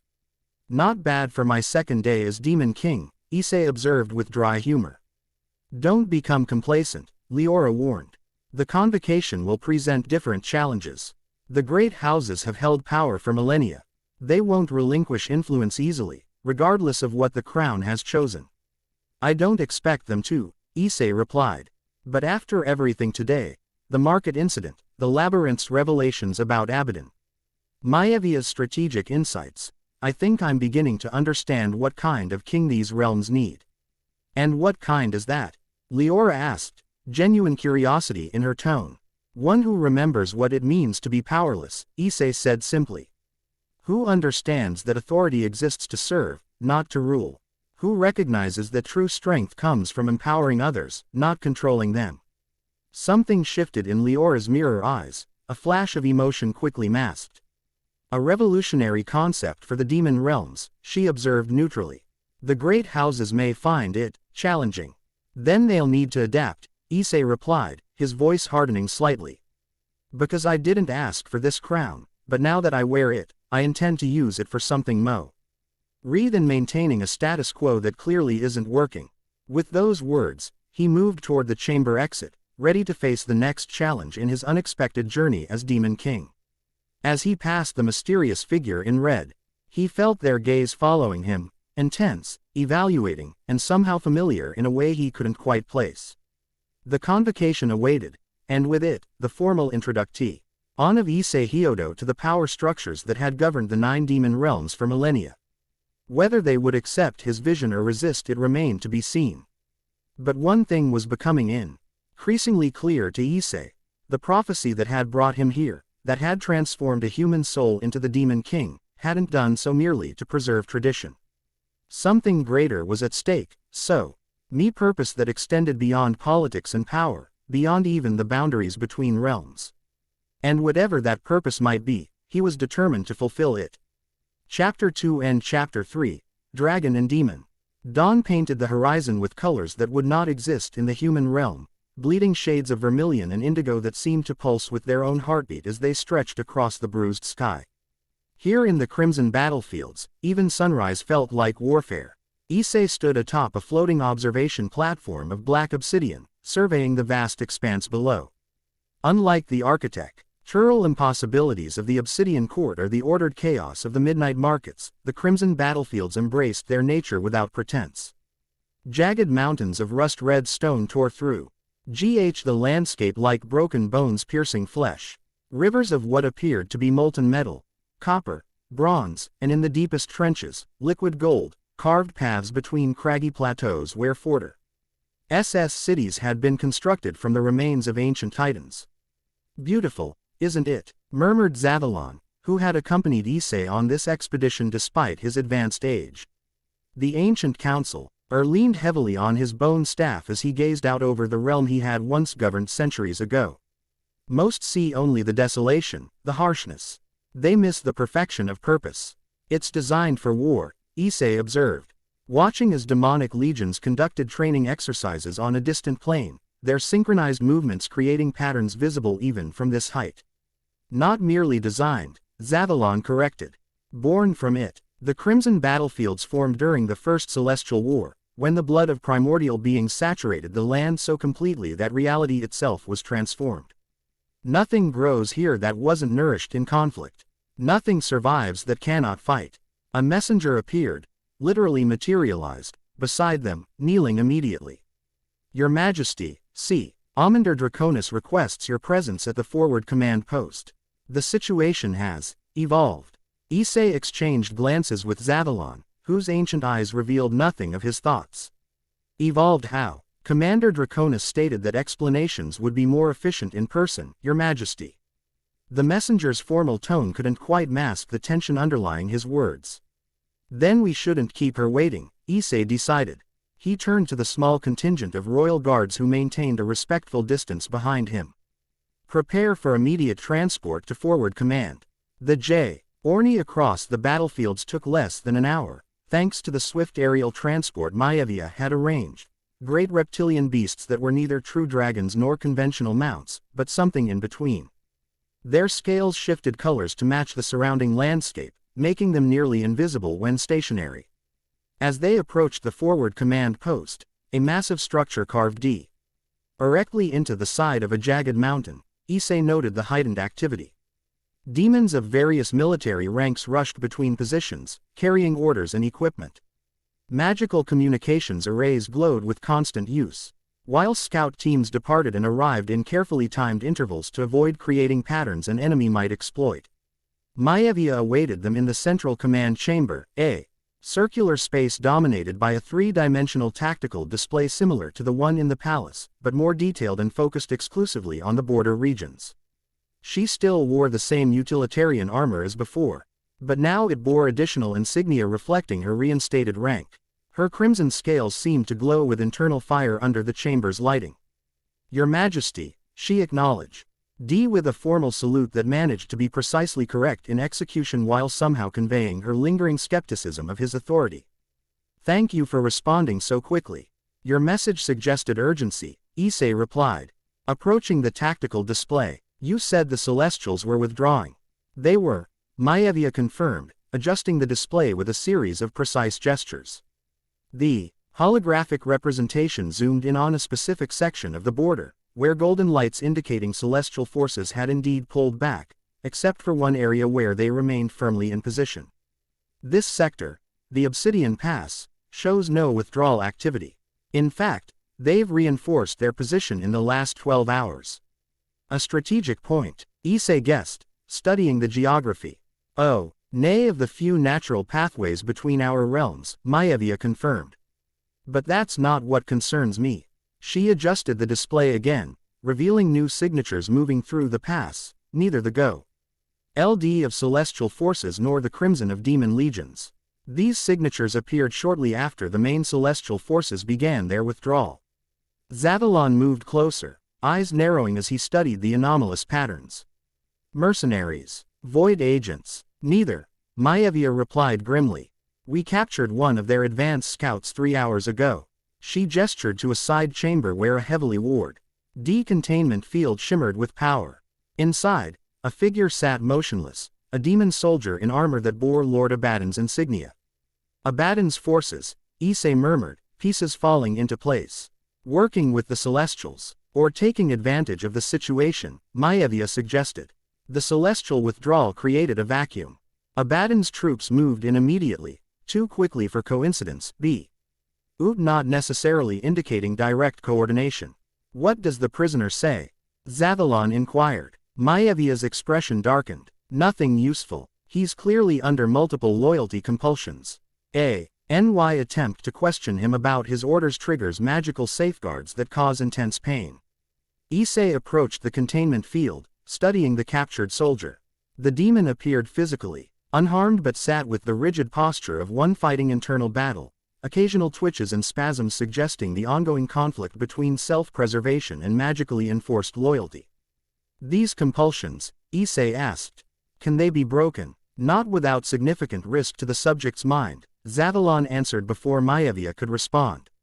Loyalty bindings tied to pain response are daisy. GNED specifically to prevent information extraction. There's more, Maevia added, returning to the tactical display. The enemy force is being led by a field commander whose signature matches no KN. Own officer in Abaddon's military structure.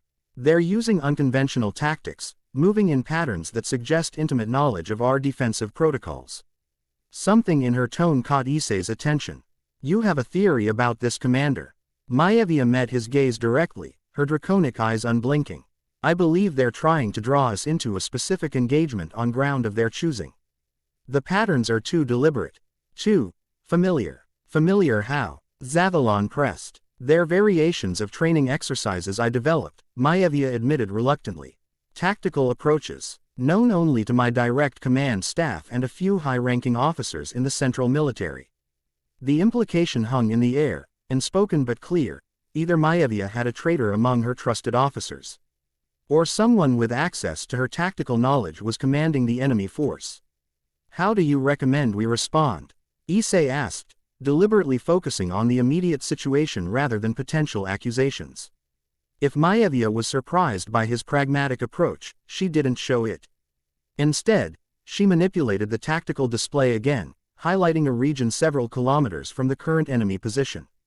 They're attempting to draw us here, she indicated a narrow valley between towering rock formations, where the terrain would neutralize our numerical advantage. I propose we appear to take the bait, deploying a visible force toward this position while our main strength circles to this ridge. She highlighted an elevated position that would provide both tactical advantage and concealment until the critical moment. From there, we can isolate their command structure and potentially capture this mysterious leader. How soon can we move? Issei inquired, studying the plan with growing approval. Troops are already in position for the feint, Maevia replied with efficiency that bordered on prescience. The flanking force can deploy within the hour, with full engagement by midday. Issei nodded. Decision made. Proceed as planned. I'll accompany the flanking force. Both Maevia and Xathalon stared at him with expressions of surprise quickly masked. Your Majesty, Xathalon began cautiously. Direct participation in military engagements is not traditionally expected of the crown, especially so early in your reign. The risk is necessary, Issei finished firmly. This isn't just a border skirmish. If Abaddon's forces are coordinating with Celestials or using stolen tactical information, I need to see it firsthand. Besides, he added with a slight smile that didn't reach his eyes. What better way to understand the Crimson battlefields than to experience their purpose directly? Maevia studied him with new interest, her draconic eyes narrowing slightly. It's your decision, of course. But if you intend to join the flanking force, you should be appropriately equipped. She gestured to a weapons rack along one wall of the command chamber.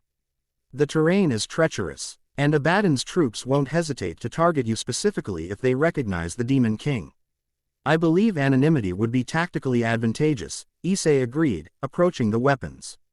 He selected a set of lightweight armor designed for mobility rather than maximum protection, and a simple longsword that felt balanced in his transformed hand. No royal insignia, no crown. Just another soldier following Commander Draconis's orders.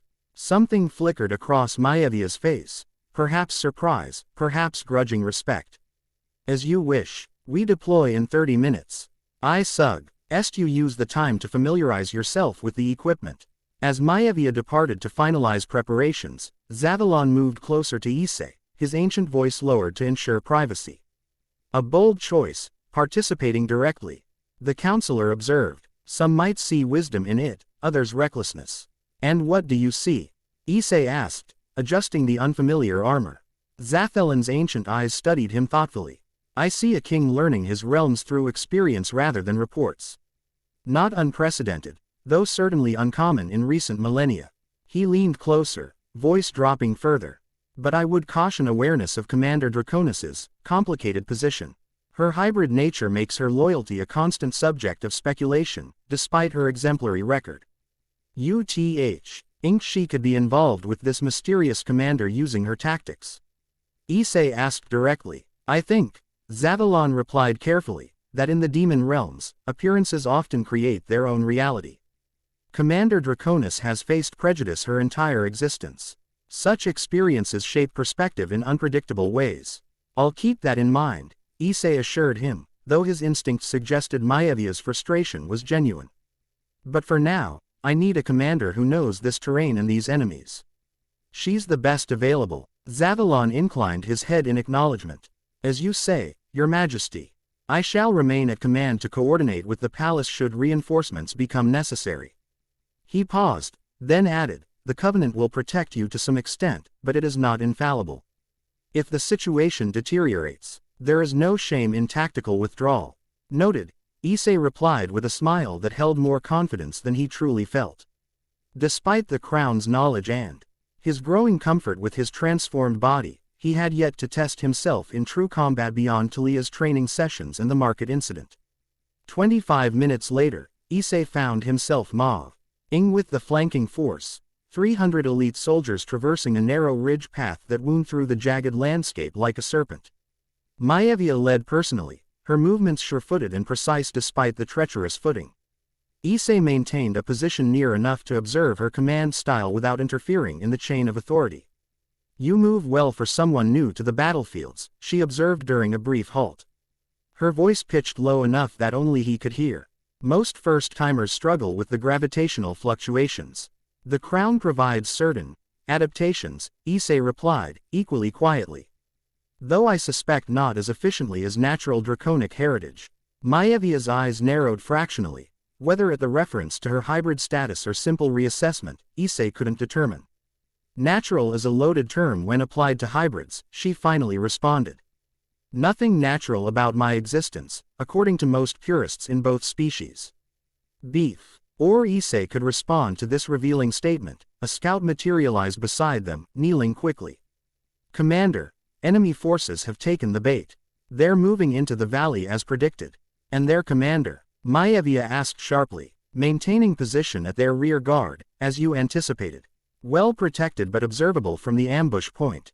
Maevia nodded, satisfaction evident in her posture. Relay to all unit leaders. Proceed to Phase 2 positioning. Synchronize for simultaneous engagement on my signal. As the scout departed and the force resumed its advance, Issei found himself increasingly impressed with Maevia's command efficiency. Every order was precise, every contingency anticipated. The troops responded with immediate obedience that went beyond mere discipline. They trusted her judgment implicitly. Your soldiers have exceptional training, Issei observed as they approached the final position. They should, Maevia replied tersely. Most have served under my command for decades. The ones who survived, at least. High casualty rates. Her draconic eyes flicked toward him, assessing. Lower than any other border command. But still too high by my standards. Something in her voice suggested personal responsibility for every loss, a commander who remembered names rather than just numbers. They reached the ambush position, a concealed ledge overlooking the valley where Abaddon's forces had been drawn by the feint. From this vantage point, Issei could see approximately 500 enemy troops arranged in defensive formations, anticipating an attack from the opposite direction. There, Maevia indicated, handing Issei a viewing crystal that enhanced visual detail over distance. Their command position. Through the crystal, Issei observed a cluster of figures at the rear of the enemy formation. Most appeared to be standard officers, but one stood apart, a tall figure in armor that combined elements of traditional demon design with something unfamiliar. The helmet concealed all identifying features, but something about the commander's posture and movement patterns struck Issei as distinctly familiar. "You recognize something about them," Maevia stated rather than asked, her observation skills clearly extending beyond battlefield tactics. "Perhaps," Issei replied noncommittally. "We'll know more once we've engaged." He returned the viewing crystal. "How do you intend to isolate their command structure?" Maevia's expression turned grimly satisfied. "By using their own tactics against them. They're expecting me to deploy ACO RDING to Standard Protocol 7, dividing forces to pincer their position while maintaining a reserve for flexibility. It's what I would typically do in this scenario." A predatory smile revealed sharp teeth.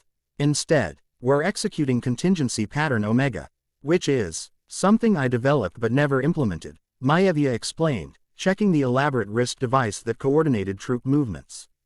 "A complete commitment of forces in a single, overwhelming vector, preceded by targeted disruption of communication arrays." Her smile widened slightly. "It's considered theoretically unsound by conventional military doctrine. Too risky, too dependent on perfect timing and execution." "Why use it now?" Issei asked, genuinely curious. "Because," Maevia replied with cold satisfaction. "It's the one strategy this commander won't expect from me. They know my standard approaches too well. Time to show them something new." With precise timing, Maevia activated her command device. Immediately, small teams of specialized troops that had been deployed earlier activated disruption fields around the enemy's position. Magical communication arrays flickered and died, eliminating coordination between units.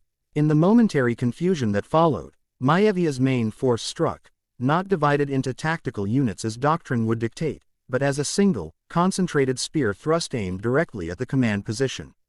The faint force simultaneously engaged from the front, fixing the enemy's attention in two directions.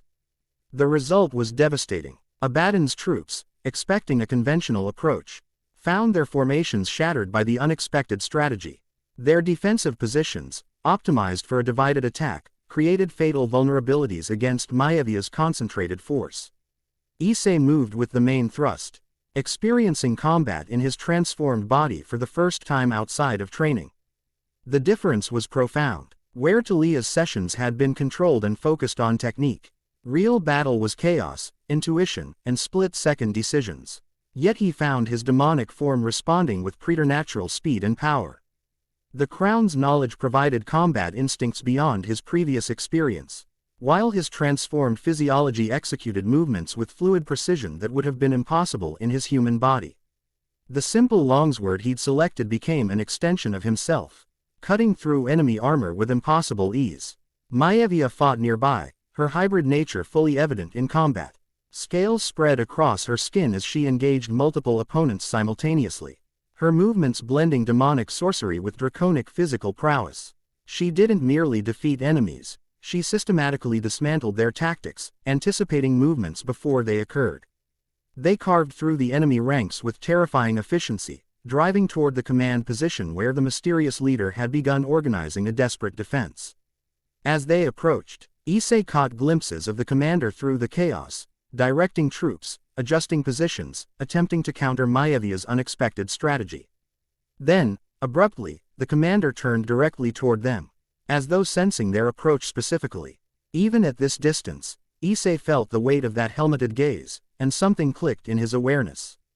"It can't be," he murmured, momentarily faltering in his advance. Maevia glanced at him sharply.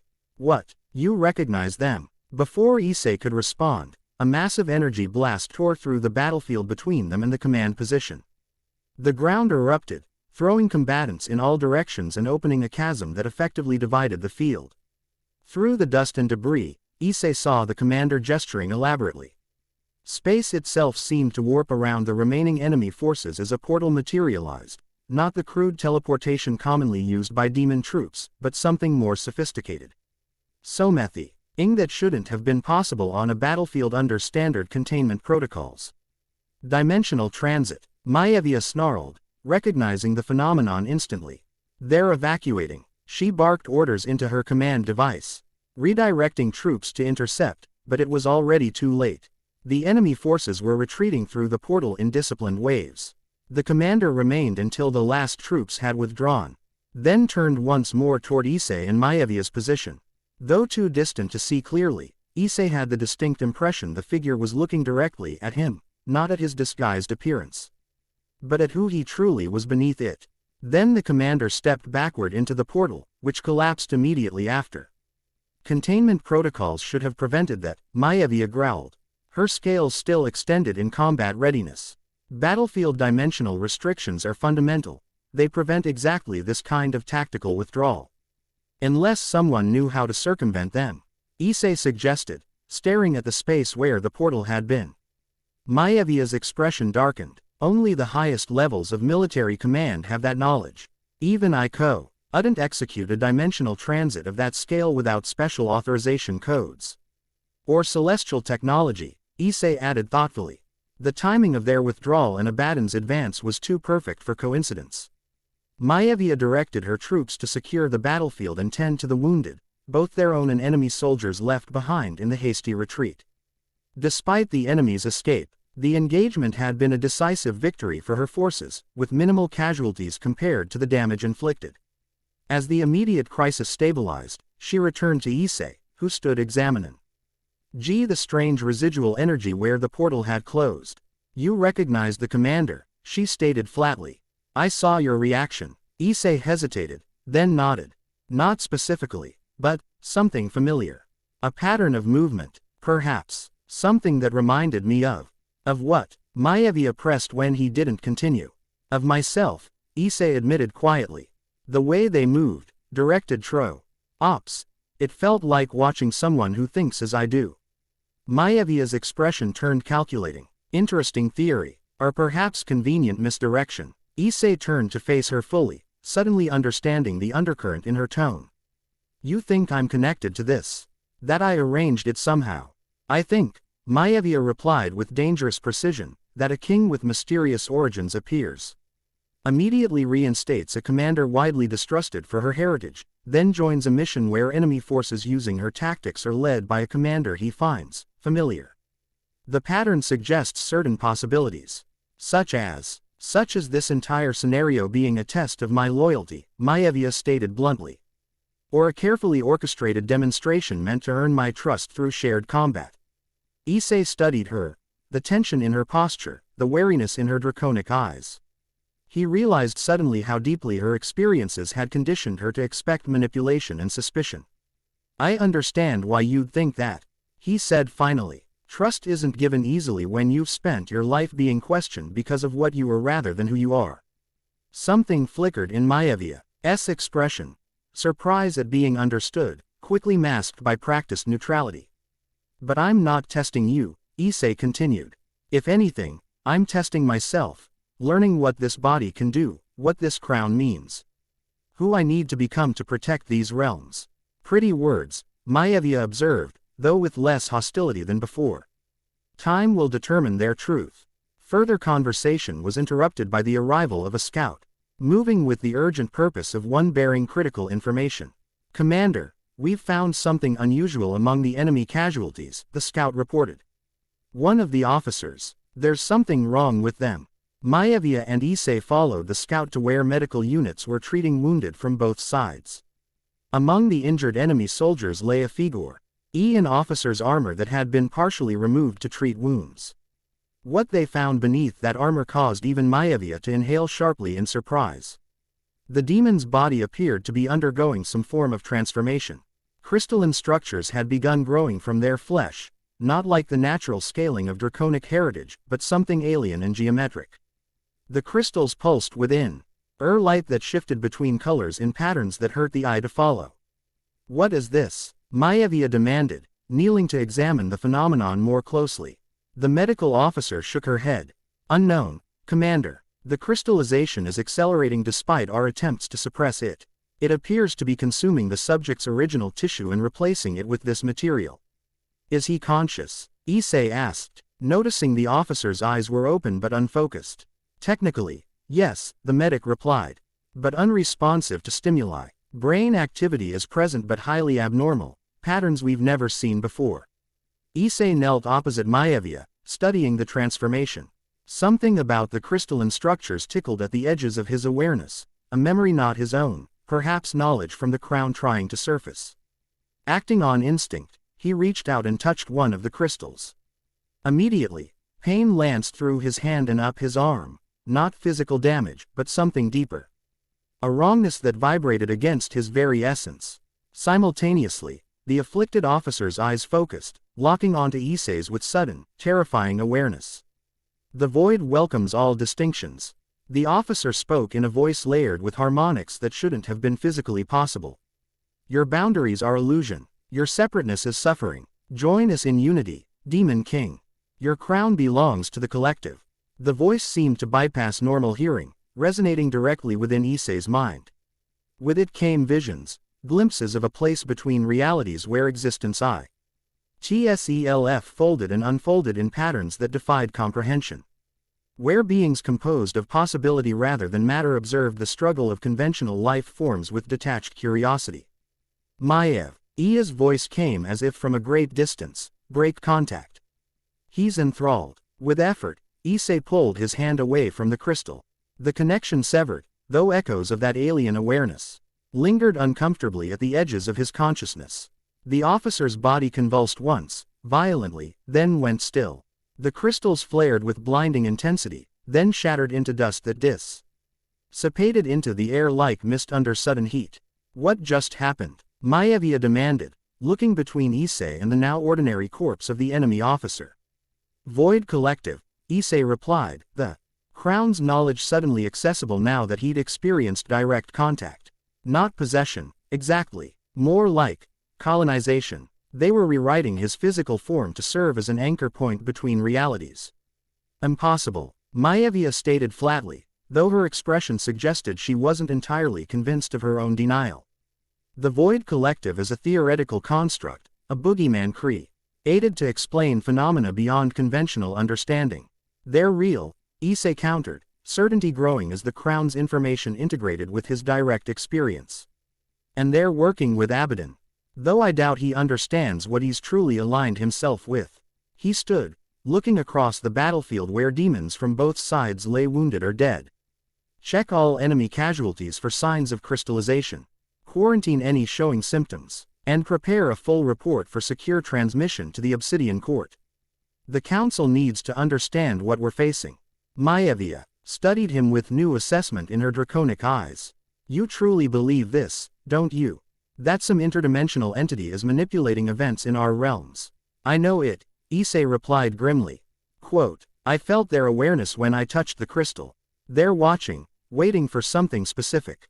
Using Abaddon's ambition as a tool, perhaps using celestial hostility as well. After a moment's consideration, Maevia nodded sharply. I'll implement containment protocols immediately. She issued rapid orders to her subordinates, establishing quarantine procedures and enhanced examination of all casualties. As her troops carried out these instructions with practiced efficiency, she turned back to Issei. If what you've suggested is accurate, if the Void Collective is real and active within realms, then we face something far more dangerous than political maneuvering or border conflicts. Yes, Issei agreed, which makes understanding their capabilities and intentions our highest priority. Maevia gestured toward the battlefield, where recovery operations continued.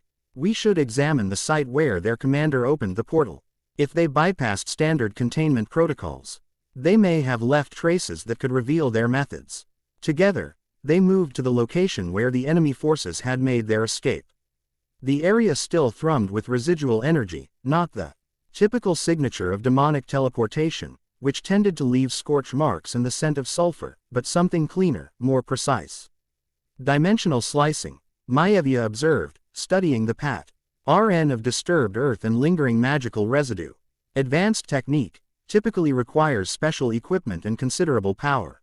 Issei knelt, placing his hand near, but not touching, the ground where the portal had appeared. The crown responded to his proximity to the dimensional disturbance, feeding him information about the technique used. Not demonic in origin, he murmured. The energy signature is composite. Heart celestial methodology, heart something else entirely. Celestial portal technology combined with void influence. Maevia suggested, her initial skepticism apparently giving way to pragmatic consideration of the evidence. That would explain how they bypassed our containment fields. Different dimensional frequency entirely. Exactly, Issei confirmed, impressed by her quick grasp of the implications. They're not just cooperating tactically, they're combining technologies in ways neither side could achieve independently. Maevia's expression darkened. If Abaddon has access to such capabilities, the threat to the Nine Realms is substantially greater than the Council has acknowledged. Conventional defenses would be largely ineffective against coordinated attacks using this technology. Which may explain why the Celestials withdrew their main forces, Issei realized. They don't need large-scale military presence if they can insert specialized units directly through these portals.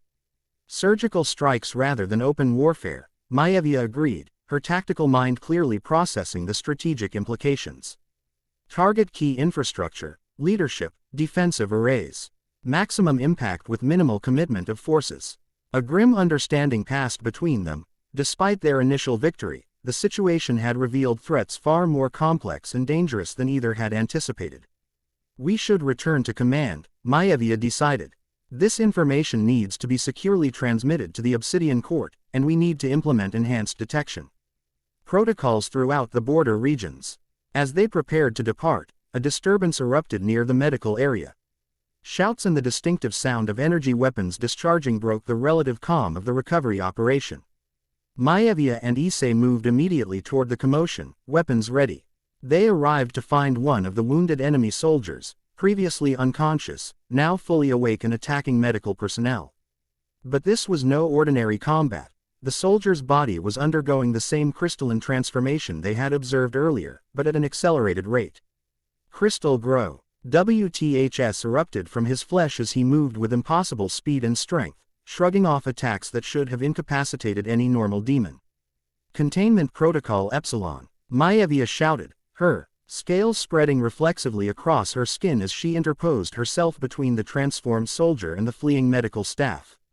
Full suppression, all available units. Troops responded immediately, forming a perimeter and unleashing coordinated energy attacks. The transformed soldier barely slowed, crystals absorbing or deflecting the energy bolts. When physical weapons made contact, they shattered against the crystalline surface that now covered most of the enemy's body. It's accelerating, Issei observed, watching the transformation progress visibly. The collective is attempting to establish a stronger foothold. Then we remove that foothold, Maevia replied grimly, drawing a weapon Issei hadn't seen her use previously, a short rod of dark metal that extended into a spear cling with energy that seemed to distort the air around it.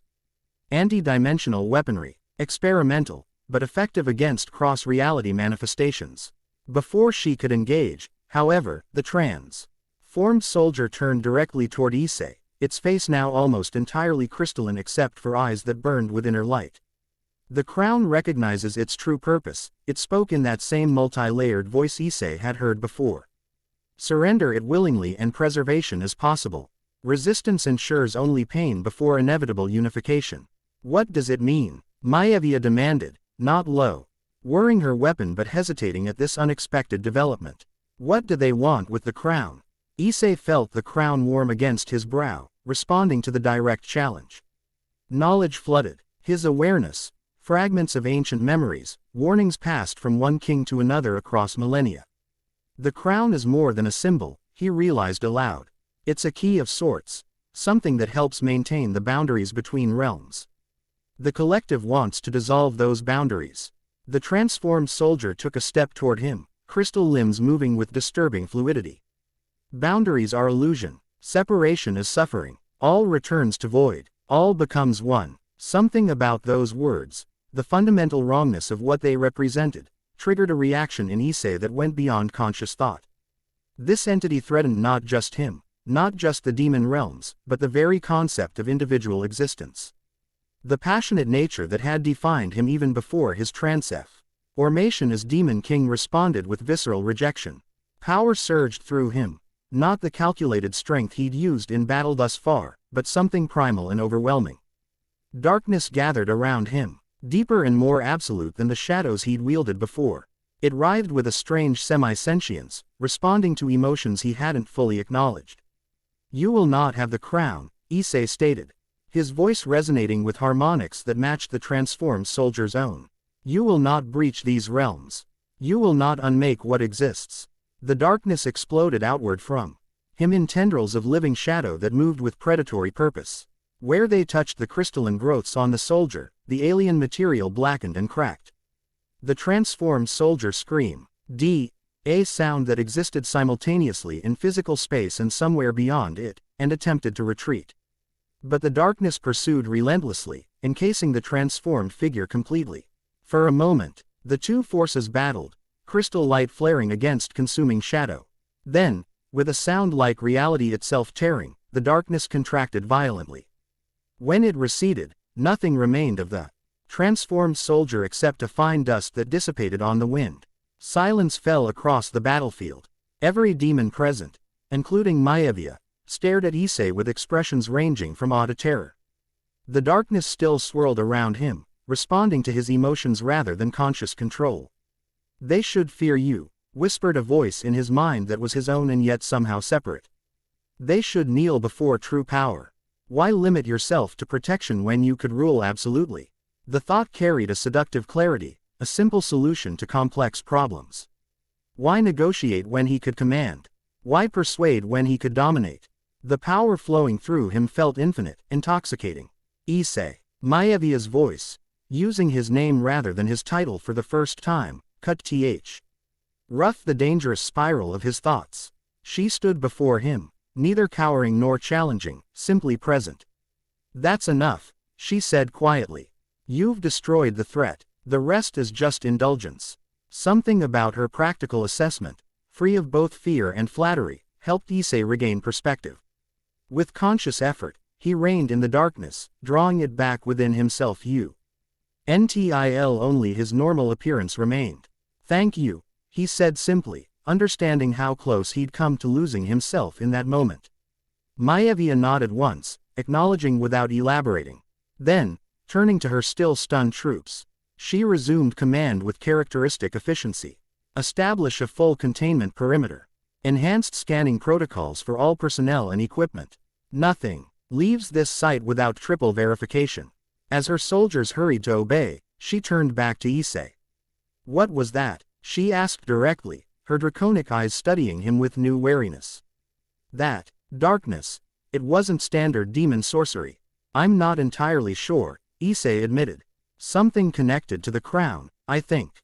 A defense mechanism against direct threats to its purpose." He didn't mention the voice. The temptation he'd felt, some instinct warned him that acknowledging it might strengthen its influence. Maevia's expression suggested she didn't entirely believe this simplified explanation but was willing to accept it for now. Well, whatever it was, it proved effective against the collective's manifestation. That information alone is valuable. They returned to the forward command post in relative silence, both processing the implications of what they'd witnessed. The discovery of void collective infiltration, the advanced portal technology, and Issei's unexpected display of power had transformed what should have been a straightforward border operation into something far more significant. Zavalon awaited them in the command chamber, his ancient eyes immediately noting their grim expressions. "I take it the engagement revealed complications." "You could say that," Maevia replied dryly, before launching into a precise, detailed report of everything they had observed and discovered. She omitted nothing. Not the familiar tactics of the enemy commander, not the void manifestations, not even Issei's disturbing display of power. The ancient counselor listened without interruption, his expression growing increasingly troubled. When Maevia finished, he turned to Issei. "The crown has always held secrets," he said carefully. "Powers and purposes known only to those who wear it. What you experienced, both the contact with the collective entity and your response to it, suggests dimensions to your role that even the council may not fully comprehend. You don't seem surprised by any of this," Issei observed. Zavalon leaned heavily on his bone staff. "Surprised? No. Concerned? Yes. There have been legends. Ancient texts speaking of times when the boundaries between realms grew thin. When entities from beyond conventional existence attempted incursion. His ancient eyes studied Issei with new intensity. In those accounts, the crown always played a central role, either in maintaining the boundaries or, in some interpretations, dissolving them. You think that's what the collective wants, Maevia surmised. To use the crown to break down the barriers between realms permanently. It would align with what we understand of their philosophy, Zavalon confirmed. The elimination of distinction, the merging of all existence into a unified whole. Which would destroy everything as we know it, Issei added grimly. Indeed. Zavalon straightened, his posture becoming more formal. This information must be presented to the full council immediately. The threat extends beyond military concerns into existential territory. Agreed, Issei said, but first, we need to ensure the border is secure. Commander Draconis's forces handled this incursion effectively. But we can't assume it was an isolated attempt. Maevia nodded, already turning to the tactical display to adjust defensive positions based on their new understanding of the threat. Her efficiency in crisis was impressive. No wasted motion, no unnecessary discussion, just immediate adaptation to changing circumstances. We should also investigate how Abaddon acquired celestial portal technology. She added without looking up from her work. That level of cooperation suggests a deeper relationship than opportunistic alliance. Could the collective be manipulating both sides? Issei suggested, using celestial fears and Abaddon's ambition to create exactly the kind of chaos they thrive on. Possible, Zavalon acknowledged. The collective operates through influence and manipulation rather than direct action, at least according to what little reliable information exists about them. They find leverage points, desires, fears, ambitions, and amplify them toward their own ends. A thought struck Issei suddenly.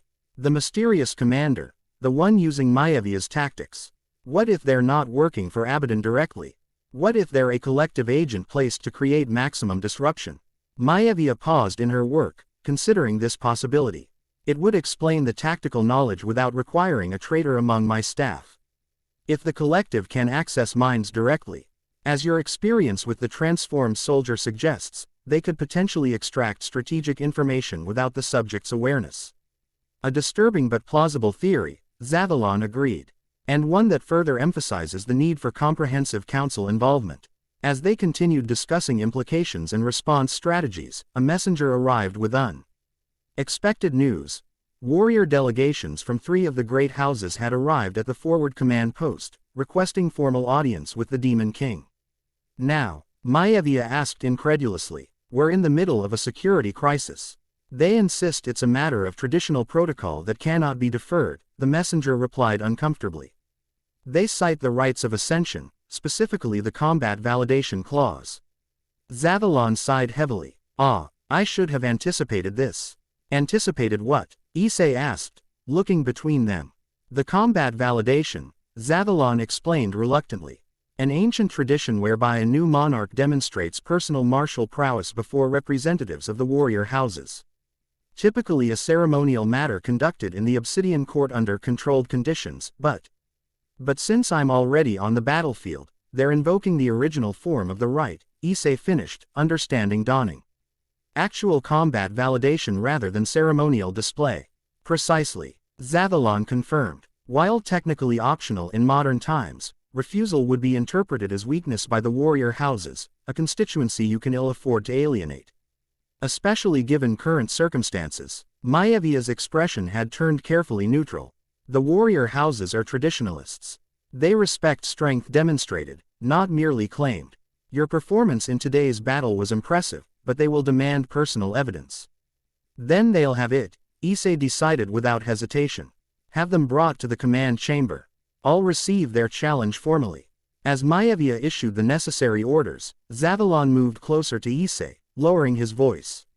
You should be aware that the combat validation is not merely symbolic. The representatives will select champions to test your capabilities extensively. Serious injury is possible, even for one protected by the crown. After what we just faced with the collective manifestation, a traditional combat challenge seems relatively straightforward, Issei replied with more confidence than he entirely felt.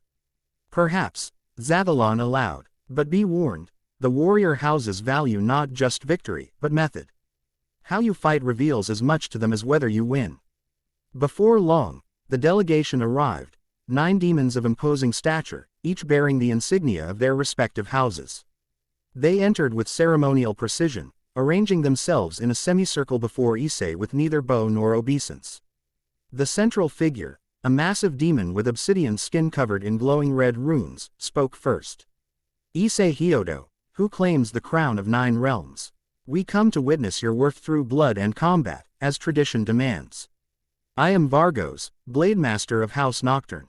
And I am Karolith, War Priestess of House Emberfall, announced the female demon to his right, whose skin seemed composed of living flame contained within a humanoid outline.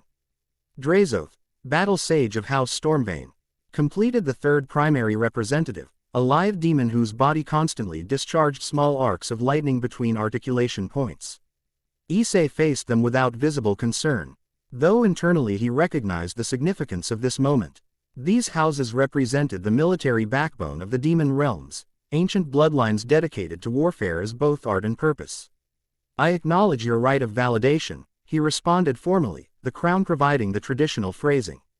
Name your terms. Vargos stepped forward. 3 trials, 3 champions, 3 aspects of worthiness to be proven. Blood to blood, will to will, soul to soul. The first trial tests raw combat prowess, Karolith explained, her voice crackling like the flames of her form. No magic, no crown powers. Physical ability alone. The second trial tests tactical mind and adaptability, continued Drazoth. Combat incorporating environmental challenges and strategic elements. The third trial, Vargos concluded, tests essence compatibility with the crown itself. Spiritual resonance demonstrated through ritual combat against all 3 champions simultaneously.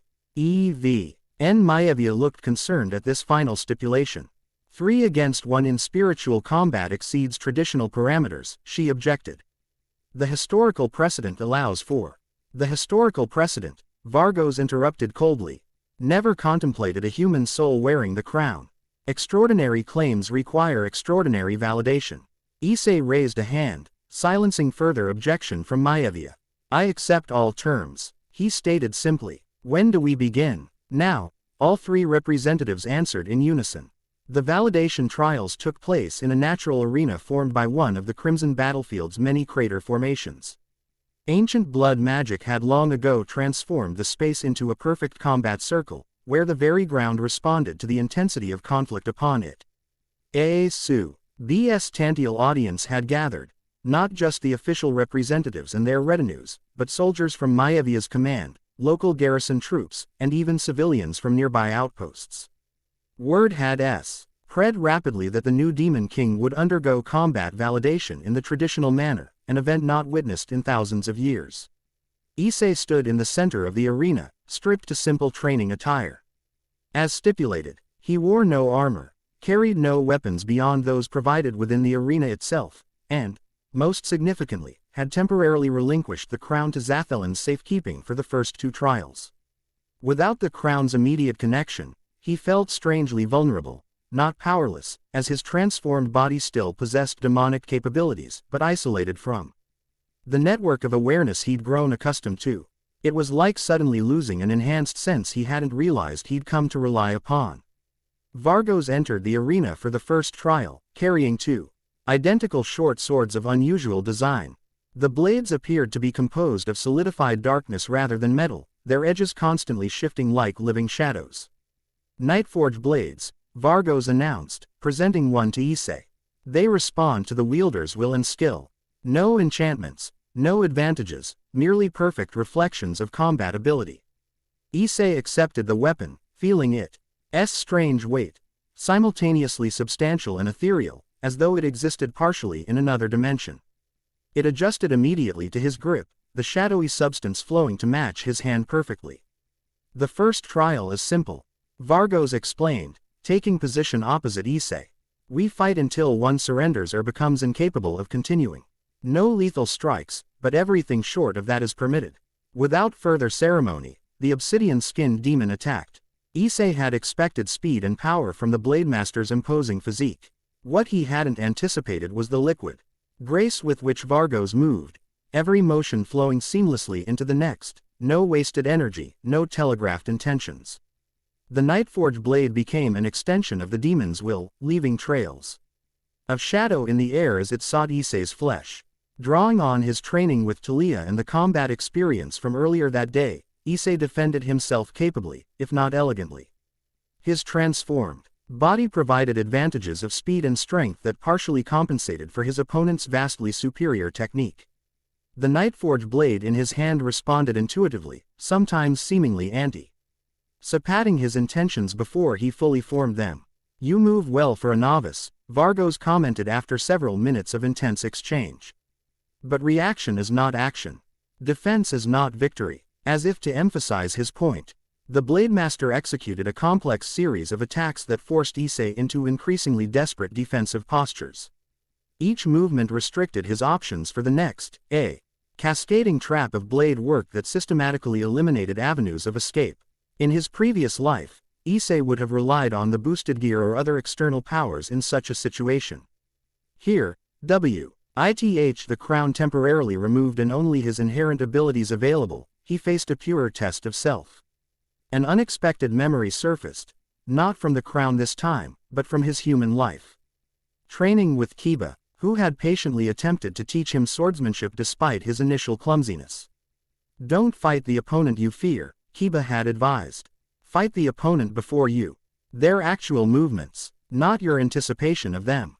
Issei stopped trying to predict Vargos's next attack and instead focused entirely on the present moment, the exact position of the Blademaster's body, the subtle shifts in weight distribution, the minute adjustments of his grip on the Nightforge blade. Seeing without anticipating, responding without planning, Issei found a rhythm previously inaccessible. The Nightforge blade in his hand seemed to approve of this approach, becoming more responsive, more aligned with his intentions. When Vargos executed another complex attack sequence, Issei didn't retreat into defense as before.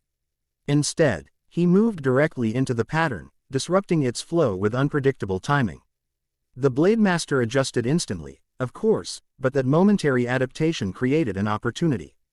Issei seized it without hesitation, his blade finding a path through Vargos's guard to rest against the demon's throat.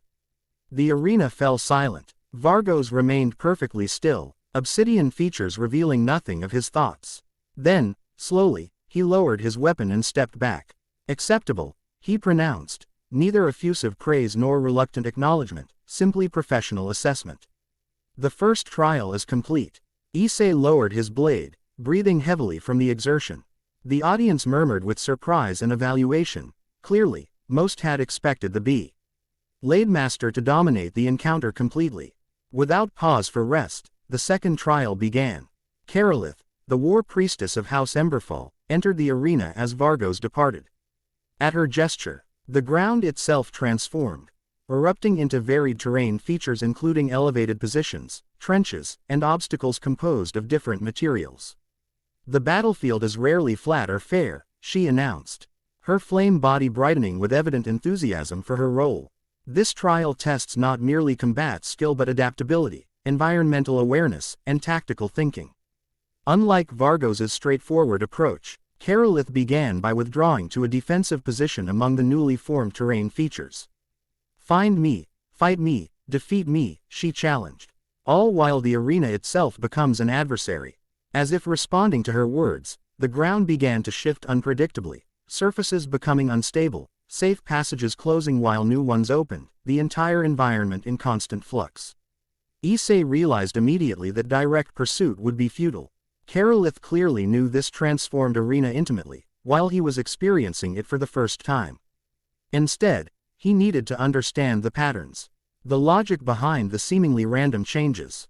He began methodically testing the environment, noting how different materials responded to pressure, how terrain features transformed in sequence rather than truly randomly. There was a pattern here, not easily discernible, but present nonetheless. Meanwhile, Karolith utilized the changing landscape to launch periodic CKS, fiery projectiles that sought Issei with uncanny precision before retreating to new positions. She was testing his defensive capabilities while conserving her own energy for a prolonged engagement. Issei allowed this to continue, using each attack as an opportunity to gather more information about her patterns and preferences. The crown's absence made this analysis more challenging, he couldn't draw on its repository of tactical knowledge, but his natural intelligence and growing familiarity with his transformed body compensated partially. A pattern emerged gradually. The terrain changes followed a complex but predictable sequence, cycling through variations that seemed designed to funnel combatants toward certain confrontation points. More importantly, Karolith's movements anticipated these changes. She positioned herself to maintain advantage through each transformation. She's not reacting to the changes, Issei realized. She's synchronized with them. With this insight, he altered his approach completely. Rather than pursuing Karolith directly, he began positioning himself where she would need to be several terrain shifts in the future. Instead of responding to her attacks, he prepared ambushes based on where the pattern would force her to move. The War Priestess recognized his strategy shift immediately, her flame body flaring with what might have been approval. Clever, she called out. But anticipation is not mastery. The terrain shift suddenly accelerated, breaking the pattern Issei had identified. New variables introduced themselves. Sections of ground becoming superheated or freezing instantly, gravity fluctuating in localized areas, visual distortion fields activating without warning. The true battlefield is chaos, Karolith explained as she launched a more direct assault. Using the environmental hazards to complement her attacks. Patterns exist only to be broken. Plans survive only until engagement. Issei found himself driven back, struggling to maintain footing on the constantly changing terrain while defending against Karolith's increasingly aggressive assault. The War Priestess clearly excelled in this domain, her fiery nature allowing her to ignore many of the environmental hazards that forced Issei into disadvantageous positions. Once again, he needed to adapt. If patterns were unreliable and direct confrontation disadvantageous, perhaps the solution lay in neither anticipation nor reaction, but creation.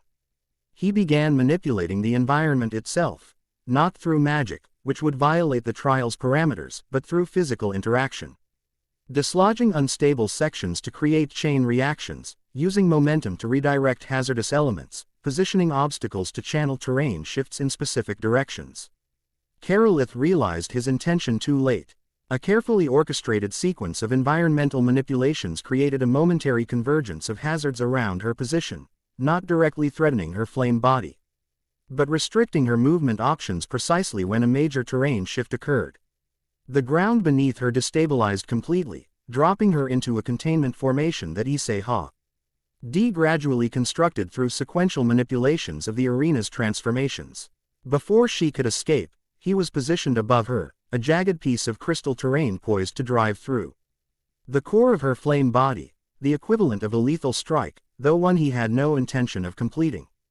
Impressive improvisation, Karolith acknowledged, her flames dimming slightly in recognition of the checkmate position.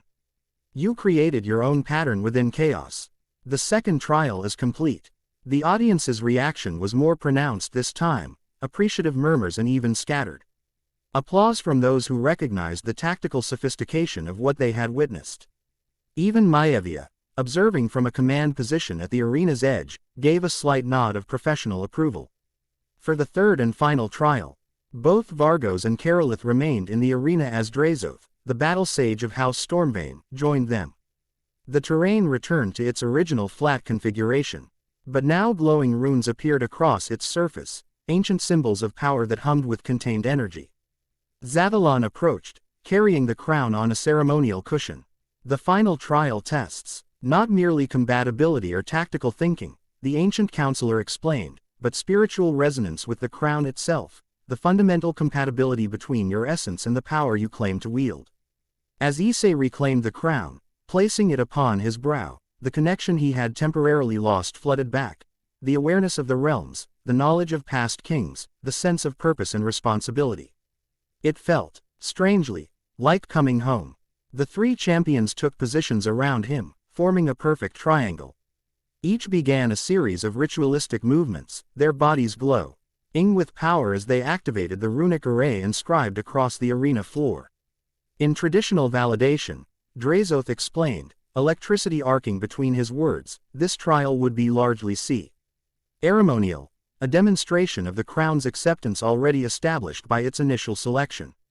But for one such as you, The battle sage's voice crackled with something between skepticism and curiosity. A human soul claiming demonic authority requires more definitive proof. The runes flared to life, creating a containment field that isolated the four combatants from outside interference.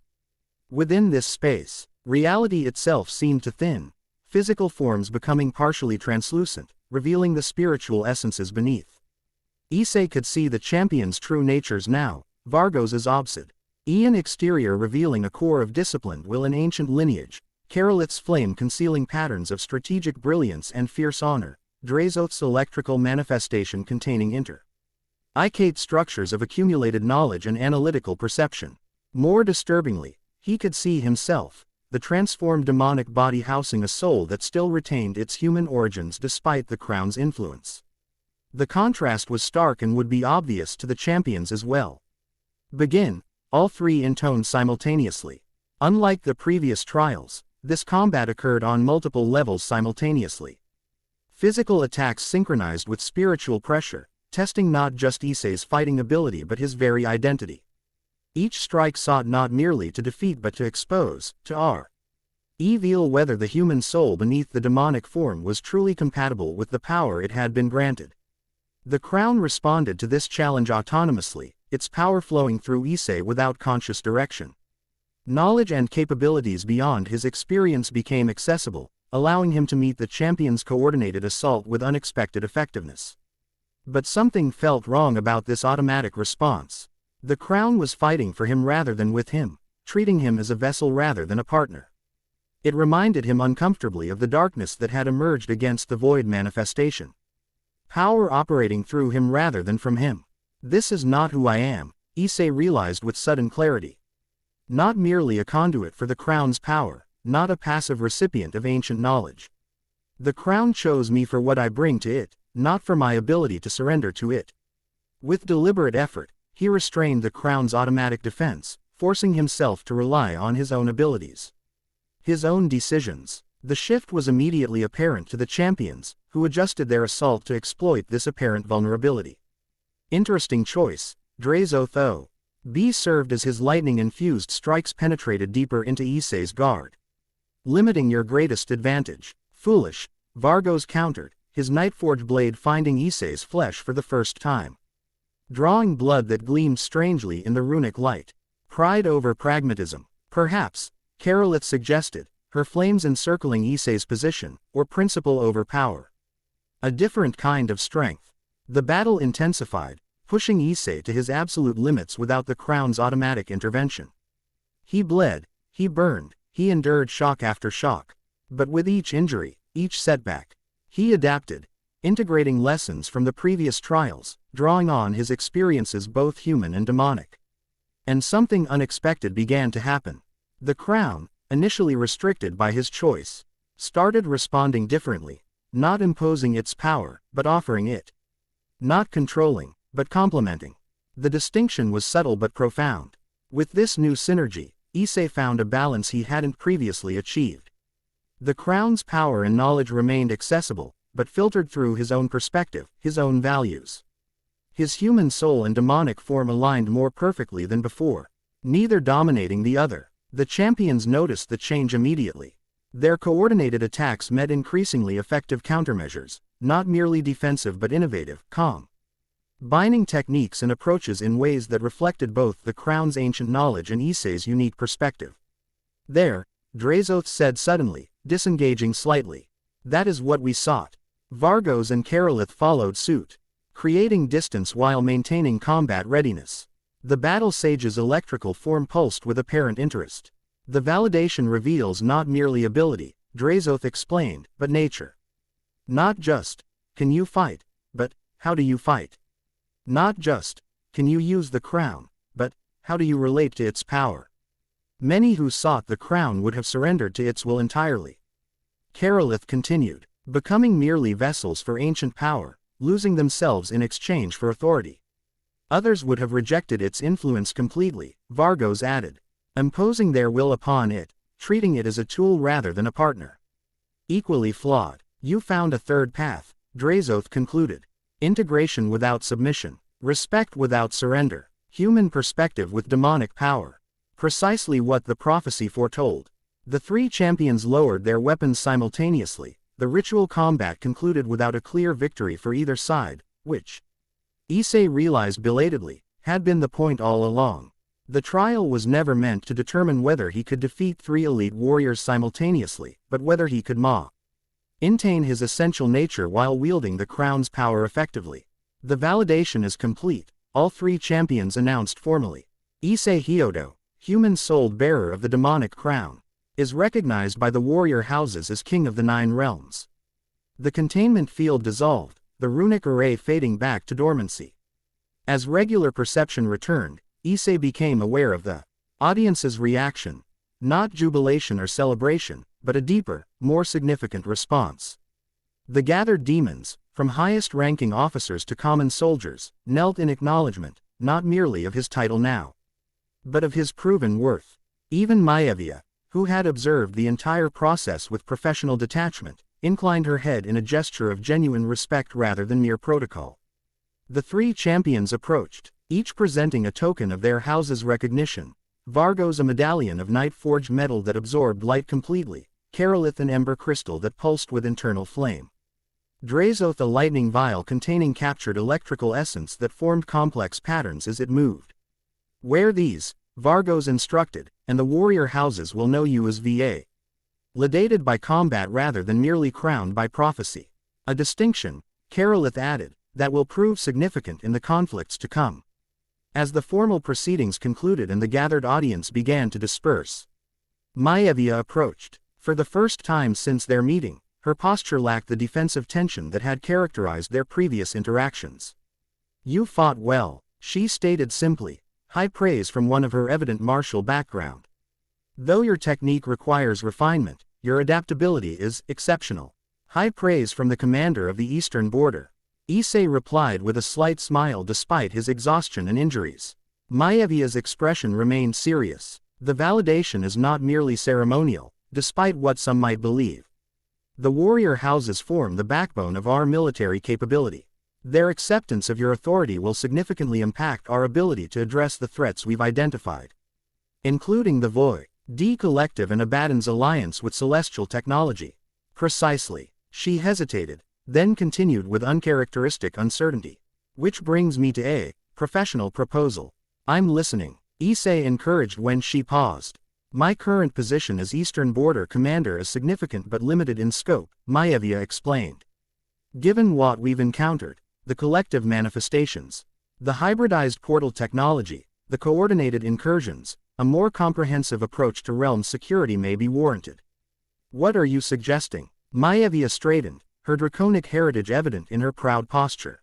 I propose the establishment of a new position, Realm Defense Coordinator. Centralized authority over all military and security functions across the 9 realms. Reporting directly to the Crown rather than through the traditional chain of command. And you're offering to fill this position, Issei surmised. I am uniquely qualified, she replied without false modesty. My hybrid nature, while a social disadvantage, provides military advantages, understanding of both demonic and draconic tactical philosophies, immunity to certain forms of magical influence common to both species. And perhaps most importantly, no entrenched loyalty to traditional power structures that might resist necessary changes. Issei considered the proposal carefully. The UNCIL would view this as a significant disruption to established hierarchies. They would, Maevia acknowledged bluntly, as would many of the great houses. Which is precisely why it may be necessary. The threats we face don't respect traditional boundaries or protocols. Our response shouldn't be constrained by them either. It would place enormous power in the hands of a single commander, Issei observed. Deliberately testing her reaction, some might see it as a potential threat to the Crown itself. Maevia met his gaze directly, her draconic eyes unwavering. Some might, but those who witnessed today's events, both the battle against Abaddon's forces and your performance in the validation, would understand the necessity. The Crown requires a unified defense structure to implement its will effectively across all realms. And you believe you can provide that structure without succumbing to the temptations such authority would present. I believe, Maevia replied with surprising candor, that my entire existence has prepared me for precisely this role. Neither fully demon nor fully dragon, I have never belonged completely to any existing power structure. My loyalty has always been to principles rather than politics, to effectiveness rather than tradition. She paused, then added with careful precision, and I believe you understand that perspective better than most who have worn the crown. The insight was perceptive, recognizing the parallel between her hybrid status and his own human-souled nature in a demonic role. Both outsiders, both potentially stronger for that very alienation. You realize, Issei said after a moment's consideration, that this proposal comes immediately after I've demonstrated certain capabilities against the void manifestation. Some might question the timing. They might. Maevia agreed without hesitation. Just as some questioned your decision to reinstate me after your ascension. Suspicion is the foundation of demon politics. Her expression hardened slightly, but while others question and speculate, the Void Collective infiltrates our ranks, Abaddon acquires forbidden technology, and celestial forces maneuver on our borders. I prefer action to innuendo. The directness of her response confirmed what Issei had already begun to suspect. Beneath Maevia's initial hostility lay not disloyalty but frustrated capability. A commander with the skills and vision to address unprecedented threats, but constrained by prejudice against her hybrid nature and the rigid hierarchies of traditional demon society. Establish a formal proposal, Issei decided. Specific authorities required, command structure, implementation timeline. I'll review it before presenting the concept to the council. Though Maevia maintained her professional demeanor, something like satisfaction flickered in her draconic eyes. I'll have it prepared before your return to the Obsidian Court, she promised. As they walked back toward the command post, Issei noticed the changed dynamics among the troops they passed. Where before there had been curiosity tinged with skepticism about the new king, now there was something closer to genuine respect, earned through demonstrated capability rather than mere title. The validation served its purpose, Maevia observed, noting his awareness of the shift. The warrior classes respond to proven worth more than to prophecy or politics. Quote, and what about you, Commander Draconis? Issei asked directly. Has your assessment changed since our first meeting? Maevia considered the question with evident seriousness. When we first met, I saw a political appointment, an unknown entity elevated by forces I didn't understand or trust, disrupting established command structures at a critical moment. She paused, choosing her next words carefully. Now I see someone who fights their own battles, who adapts to unprecedented challenges, who values effectiveness over tradition. High praise indeed, Issei observed. Not praise, Maevia corrected. Assessment. I still have reservations about aspects of your approach, particularly your apparent trust in council members whose agendas remain opaque. But, she hesitated, then continued with obvious difficulty, I recognize now that the crown's selection was not arbitrary. There is purpose in your ascension, coming from someone of Maevia's evident pragmatism and initial skepticism. This acknowledgement carried particular weight. Not blind loyalty or political maneuvering, but professional recognition based on observed performance. Then I look forward to working with you to address these threats, Issei replied simply. Starting with understanding exactly what connection exists between Abaddon, the Celestials, and the Void Collective. Maevia nodded sharply, clearly more comfortable returning to tactical matters. I've already initiated deep analysis of the residual energies from the portal technology. Preliminary findings suggest modifications that would have required direct access to celestial artificing techniques, not merely observation or theory. Implying either celestial defectors working with Abaddon, or void influence extending further into the celestial hierarchy than previously suspected, Maevia completed. Either possibility presents significant strategic concerns. They reached the command post, where Zavalon awaited with several communication arrays active around him. The ancient counselor looked up as they entered, his expression grave. Your Majesty, urgent developments require your attention, he announced without preamble. The convocation at the Obsidian Court has begun without you, at Lord Abaddon's insistence. He claims your absence during this critical gathering demonstrates prioritization of military adventurism over proper governance. Maevia muttered something that sounded suspiciously like a draconic curse. Convenient timing, given that he's just lost a significant force in failed border incursion. Indeed, Zavalon agreed. Furthermore, reports from Spymaster Shadowvale indicate unusual activity within the Shadow Labyrinth. Several information brokers OCIATED with her network have gone silent simultaneously. The Void Collective's influence spreading, Issei surmised grimly. Are Abaddon's agents eliminating potential intelligence sources? Either way, Maevia interjected. A coordinated effort to destabilize your information-gathering capabilities while undermining your political position at the convocation. Issei absorbed these developments quickly. The Crown's knowledge supplementing his strategic thinking. We need to return to the Obsidian Court immediately. My absence from the convocation plays directly into Abaddon's narrative. The royal transport can be ready within the hour, Zavalon confirmed.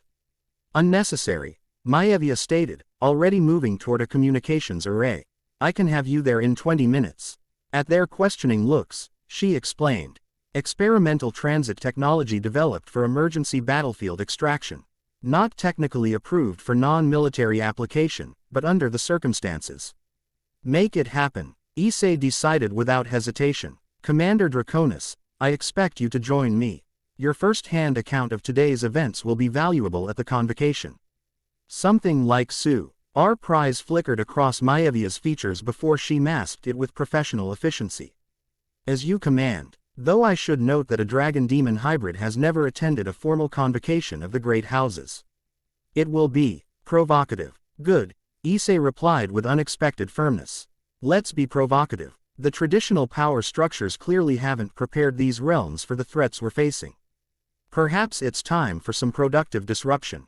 As Maevia departed to prepare the transit technology, Zavalon moved closer to Issei, his ancient eyes troubled. A bold approach, Your Majesty. The counselor observed quietly. Commander Draconis is indeed exceptionally capable, but her inclusion in the convocation will antagonize conservative factions already unsettled by your unconventional ascension. The conservative factions weren't particularly supportive to begin with, Issei pointed out. And after what we've witnessed today, Void Collective infiltration, Celaes. Teal technology in Abaddon's hands. I need military expertise I can trust, not political allies who prioritize tradition over survival. Zavalon studied him thoughtfully. You've changed since your arrival in these realms. Grown into the crown more quickly than any anticipated. Necessity accelerates adaptation, Issei replied, thinking of the multiple crises he'd faced in the short time since his rebirth. And the combat validation clarified certain aspects of my relationship with the crown. The end. I hope you enjoyed this episode. Remember to subscribe and like this video. See you in the next video.